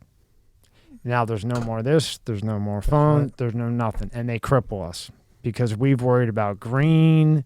And if you're a fucking guy or a fucking girl, and the Redskins can't be the Redskins, they're the Washington fucking team. Football team. I don't mean to curse like That's this, but it's just ridiculous. I'm a huge football guy, and I'm watching the Washington team. The Washington Commanders now. Oh, God. Not the Redskins. Is that right? I thought they were the Washington football team. No, they're the Commanders now. Oh. Yeah, they got it finalized. Oh, went from team to commander. Yeah, unbelievable. When I would guarantee that the Indians They are kill pissed. They want to be Redskins. Something to them. Yeah, absolutely. Well, that's what we're worried about, and giving timeout cards in the Army. I didn't believe it. I had no. I said, "Do you really have timeout cards?" Timeout cards. They're not. They don't say timeout card, but like, say the drill sergeant's yelling at you, you can put up a fucking card, and he'll stop. What? They're not doing it in the Marines, right? In the Army. No, they're not doing it in the Marines. I'm not sure if they're doing it in any other branch, but no, the Marines is still, No, I know it's not the Marines. Yeah, the Marine. yeah, it's in the That's Army. crazy. But now, how are you going to go fight a war? Well, they took out the pronouns, right? Yeah, In the Navy. yeah, fucking nuts, man. Now, meanwhile, China's cutting the internet off at 6 p.m. No internet if you have a kid under 14. Wow. So now you have to read. Every male is in the military, right? Wow. We're worried about green, what gender you are, what sports names are. Meanwhile, these guys are just sucking down our data left and right. Everybody on that TikTok all day. All that data is going to China. All that Google is going to China. Your iPhone was built in China. It was just put together here. Well, those Every chips? Every chip. There was a chip shortage 4 months ago. It took forever to get a good laptop. Well, I don't understand why we can't make We can. Why aren't we making our own car chips? The chips that we need. Apple's the only one that did it. They made their own M1 chip, M1 Max here in the U.S. And it is the best chip. It smashes them all. But Oh, really? oh yeah, the M1 Max chip, and now they got another. But they're the only ones. But just because that chip is made here now doesn't mean the other parts are. Right. Because it's so cheap. Sure. So if we sanction China, they cut us off. And then the funniest thing I hear when I say that is, well, China will take a hit on their economy. Their economy sucks already. Oh, forget it. They don't care. They want to be world power. And they don't take care of the poor people the way we do. No. They don't care about. They could give two shits. They're The just a rich stay military rich. country. Yeah, they don't care. And then what happens? They align with Russia. And then what happens? They align with Iran. And then we just saw North Korea playing games. Now North Korea.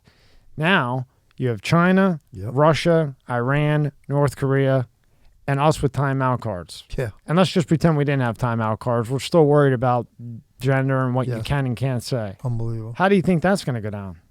You think the shells are bad now? There isn't going to be shells. It's ridiculous. They know. They smell the weakness. Yeah. That's like when Iran had hostages Yeah. with Jimmy Carter. The day Ronald Reagan got sworn in, they let the hostages go. Yeah. After a year of being held hostage, They're- Ronald Reagan came in, they let them go. Because they know they can smell weakness. Yep. I mean, they're going to make a move. There's no way that they're not. Absolutely. And I think he's going to sanction them, and I think they will cut us off.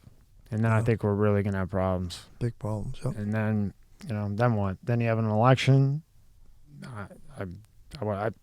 Whether they win or not, they're going to. Did you see 2,000 Mules or 3,000 Mules? No. Oh, my goodness. I'll send it to you. This guy had done it. They had trillions of hours. And it was on Netflix. They kicked it off Netflix. It was on Amazon. And this just goes to show you that you think Fox is right. You think CNN is left. They're all in cahoots. Right. If you notice, when they started to cut down on the border because maybe it looked a little bit too bad, all of a sudden you hear the border once a day. Ukraine was all day and all night. Mm. They're still doing the same shit in Ukraine Yep. right now. Right. But you hear about it, what, once a week? Right. And they're all in cahoots. Yep. Well, did you ever see that video of the all the news people saying the same exact phrases? Yeah. They cut it up. They split it up together. Is that crazy? That's Yeah. crazy. I seen that. I seen that clip. It's ridiculous. It's It's all ridiculous. It's all brainwashed. I know. It's all. What do you think happens with? What's the end result with Russia and Ukraine? Man, I don't know. I swear I don't know. I don't even. I mean, we're pouring so much money into that country. I think we just kind of cut them another Yes. 10 billion. Yeah, and then, 300. Yeah, I just saw something today. $365 million. and we're already through the roof. Forget it. And then these guys think Putin's dumb or something. Oh, Putin dumb? I don't think so. you know. I think Putin is a very, very, very intelligent, smart individual. And this war with Ukraine, I don't even know why we're involved in it because I don't they've been either. fighting this shit forever. Let them go. And And he's like a multi-millionaire now, the president of the Ukraine. yeah, he was a comedian or whatever, I the know. fuck, and let him go. It has nothing to do with us. I mean, we got homeless veterans. That's what I say. That gets me crazy. And what gets me even crazier is when all these people, including a friend of mine, which I respect what he wants to do, but he wanted to go to Russia and get that girl out. I got like 30. What, the basketball player? Yeah, I got 30 friends here in jail that for bullshit. Why not worry about getting them out in our country? Not there. She went to Russia. Yeah. She chose to go to Russia. In Russia, CBD is illegal. So what, you're going to go after Putin because an American went in with violated his law?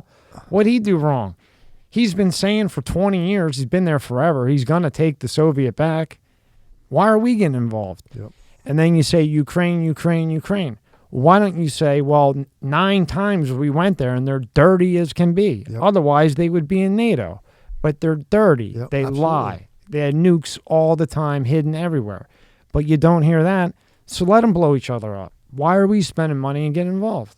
No, it's ridiculous. To then piss off other countries. So now when Putin comes out of this, right, which he will, Of course. and he already knows that we handed them how much artillery to kill his people, and now they're protesting against him in the street. They're protesting against Putin in the street because of America. Right. You don't think Putin's going to forget that? Fuck.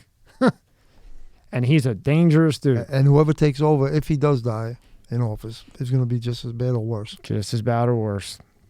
I thought for a minute there somebody would take him out. Yeah. And they still might, but They might, but he's pretty smart and well protected. And I'm sure he's got, like you said, he's got plenty of money. I think he fucking owns Bitcoin.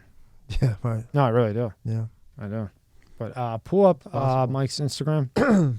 Yeah, some cool shit. Or no, pull up the Jitsu. What got you into Jitsu? Just, the UFC from 1998, I guess. Yeah. 5. Yeah. Yeah, play this, EK. Oh, that's me and Renzo training, right? Yeah.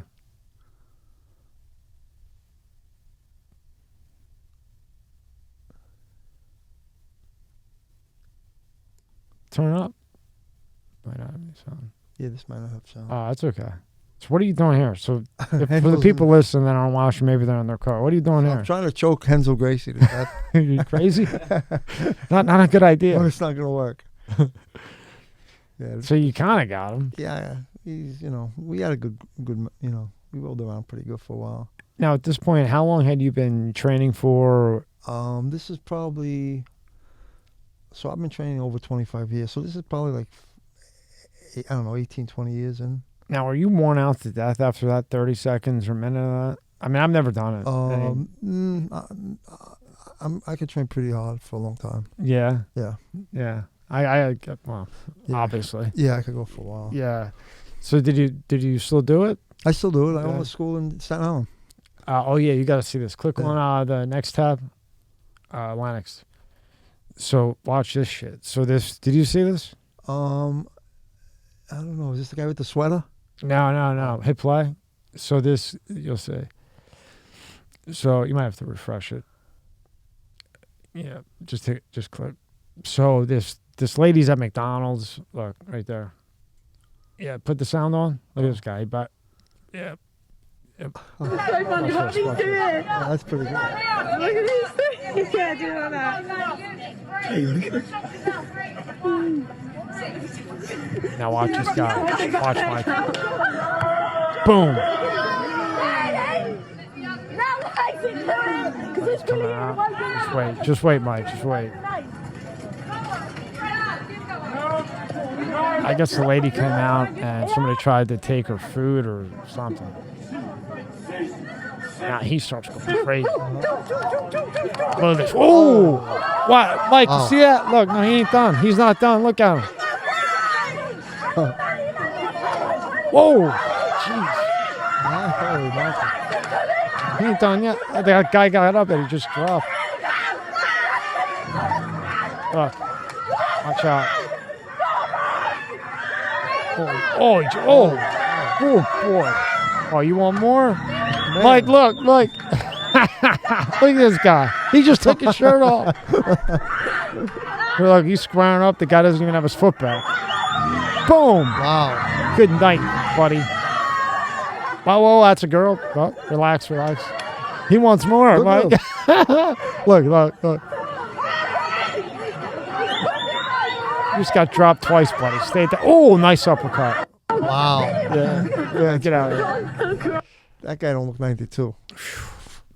Man, good for He him. leveled that guy, huh? Holy mackerel. Yeah. Right. You think he got laid that night? They said, Think he went home to his girl and said, "Hey, baby, I had some problems today. What happened? Some old guy showed the kicked video. my ass, and it's all over the internet, and Lennox Lewis posted it." oh my God. Oh, Lennox posted that? Yeah, Oh, that was Lennox yeah, Lewis, right. yeah. Holy shit. You like boxing a lot? Yeah, oh yeah.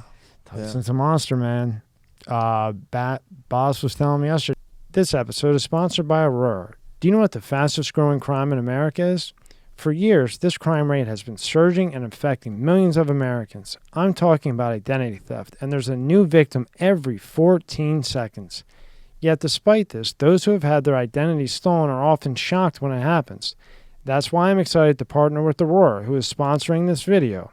Aurora is identity theft protection, fraud monitoring, a VPN, password management, and antivirus software all into one easy-to-use app. Their VPN allows you to stay anonymous online by keeping your browsing history and personal information safe and encrypted. Protect you and your family from America's fastest growing crime. Try Aurora for free for 2 weeks and see if you or anyone in your family's personal information has been compromised. Start your free trial today. Go to aurora.com/MSCS. The link is in the description below. We just saw him 3 weeks ago. Oh yeah? 95 pounds. He was doing it a different percentage way, but it comes out right now after 10 rounds. Remember I said before it was 85? 95. So in other words, after 10 rounds of sparring, when Mike goes and hits the pounds of pressure, it's 95 Wow. with left and right. He's fighting Logan.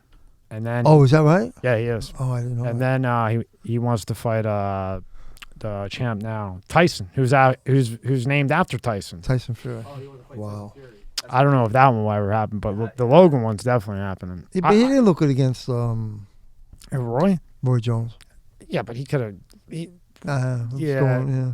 Half-ass. Yeah, that was good for money. I'm good for friends, but the Logan one, I don't think it's going to be I something. give that kid Logan credit though, man. I think Logan's nuts. But he held his own so far.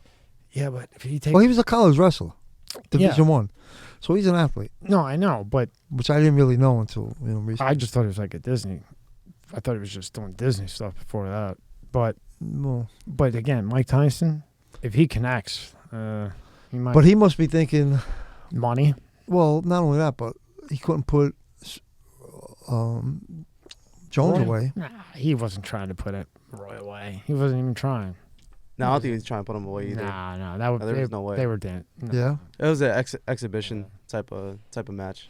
Almost had. I mean, I didn't. I saw it. I think I saw it. Maybe I didn't see the whole thing, but I don't see Tyson holding back. But you're saying he did.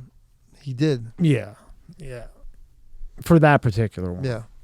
But Logan, I think He's gonna put away. he's gonna. I think he's gonna knock him out. I think it's gonna be a quick one. Really? Yeah, I think he's gonna go in low, and you got we haven't seen, in my opinion, we haven't seen Tyson style in a minute, where you go in low and you duck and you take a ton of blows to the back of your head, and he's just waiting for you to get comfortable, and because it's only him, it takes half of one.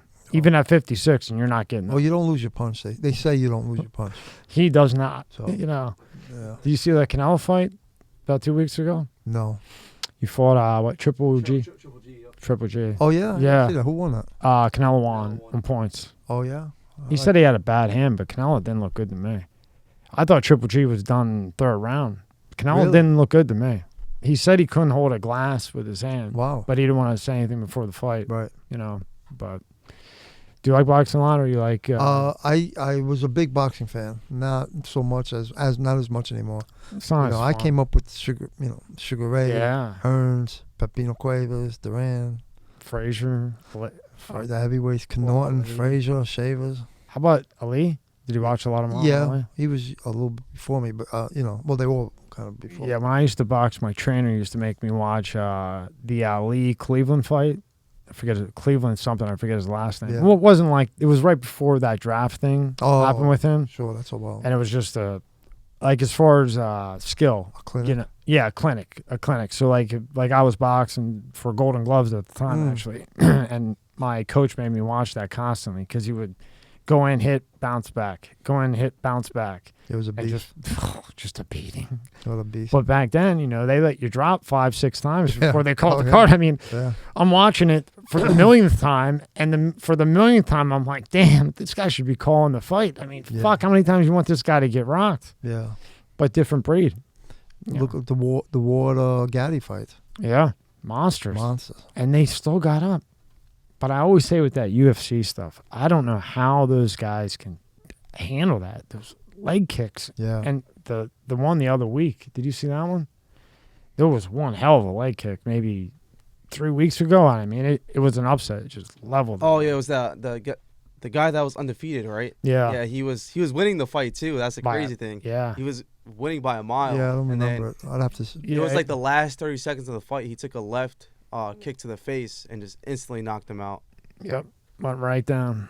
And now they're doing all the thing with, they shouldn't have played quarterback with Miami. Oh, what do you think of that? Well, I don't know. I mean, if he passed protocol He just went down the one time, right? twice. So the game before. Oh, that was the game. I saw that. The game the before. one where like they kind of grabbed his neck Yeah. and he went down and got hurt. Well, the game before that, he got mangled and they put him back in the game. And he could barely get up, but they checked him, maybe gave him smelling salts. I don't I'll know. tell you, man. That what is it, CTE? Yeah. That's got to be so prevalent on all these guys. Right, but why now?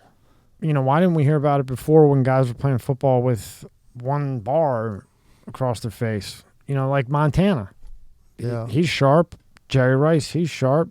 All these guys Yeah, that that's didn't really have good padding, Yeah, that's true. they're okay. Now why all of a sudden is it a mess? Well, we don't know the long term. Well, I mean, they're older now, obviously, Joe Montana and them guys. But It's the processed food, Mike.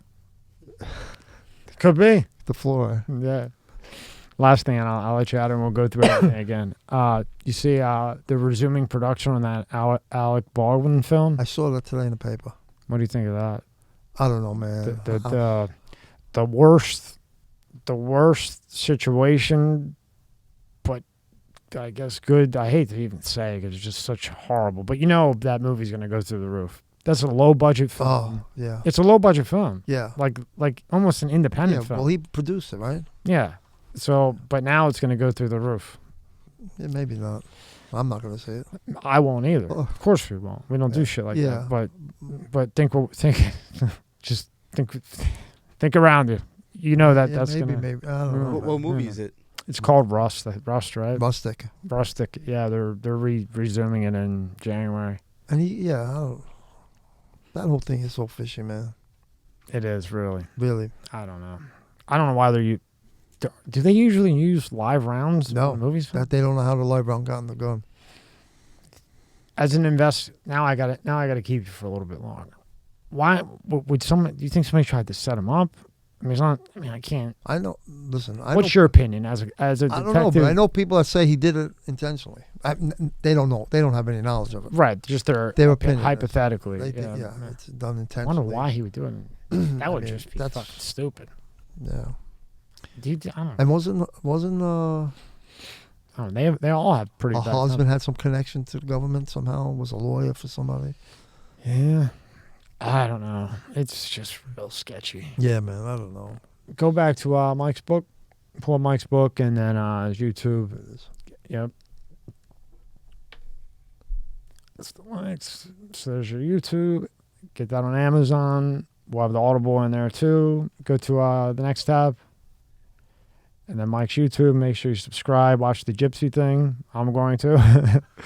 Crime, Prison, Redemption. That's another. The alphabet. All that. Very good stuff.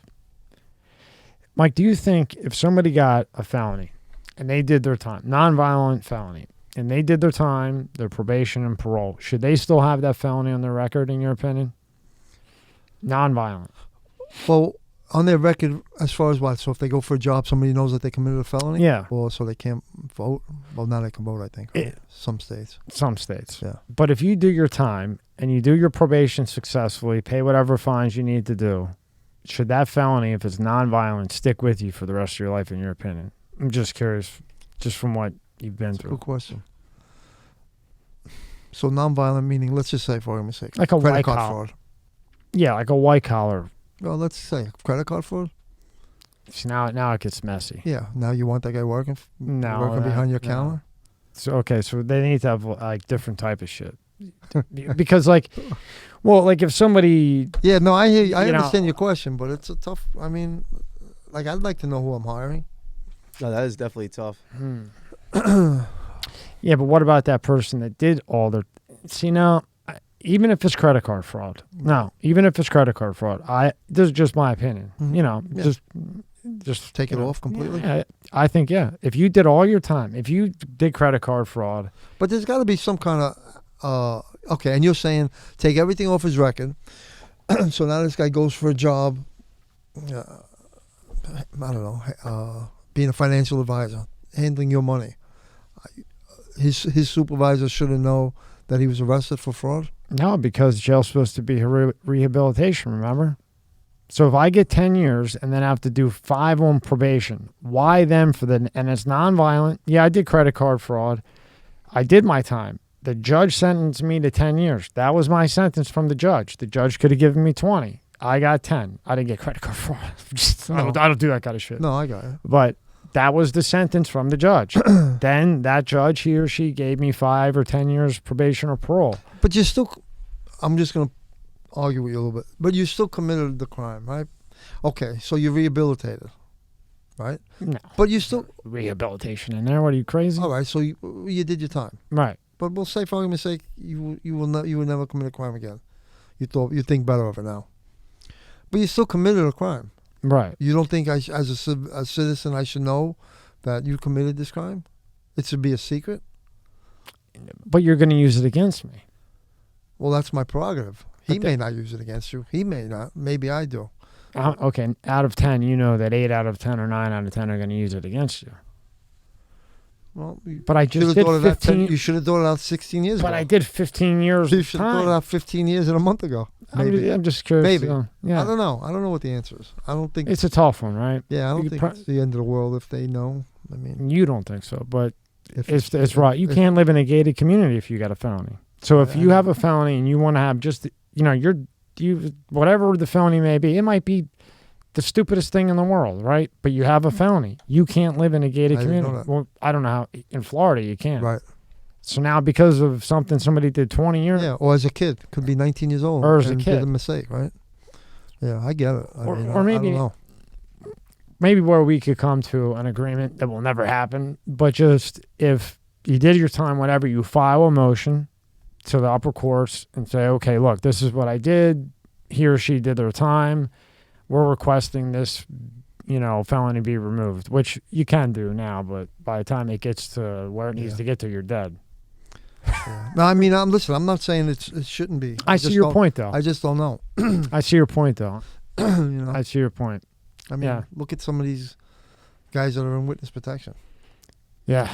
The guys, they kill fucking people, and then they're living next door to you in a gated community, And then they're going on podcasts talking and then about it. they're all and hating each other. Oh, my God. They hate each other. Unbelievable, huh? It's really crazy, man. You watch any of them? They Sometimes. they for- really the mob tube or whatever they call themselves. I watched a little bit of Leonetti with his face blacked out. Oh, that one I haven't seen. Yeah, I watched a little bit of him. Sammy, I can't watch. He just looks like a dying crackhead to me. But he's like the number one, right? I guess. I don't know. I don't know how a guy who can involve his own daughter in I drug know. trade. I mean, Unbelievable. that's just sick. His son, his daughter. That's just sick. If you want to do it fine by your own kids, I I don't know. agree.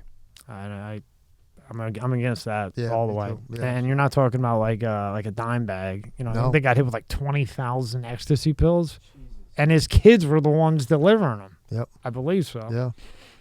After he got away with, murder. 19 murders. 19 murders. Unbelievable. Unbelievable. Well, Mike, I hope we can get this out.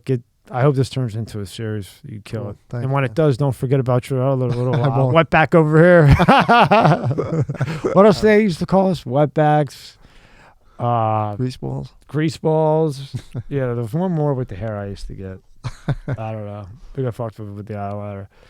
But I had fun, man. Cool, man. You got to come back. I appreciate Absolutely. it. And again, Mike's book in the description. The YouTube, make sure you subscribe to his YouTube.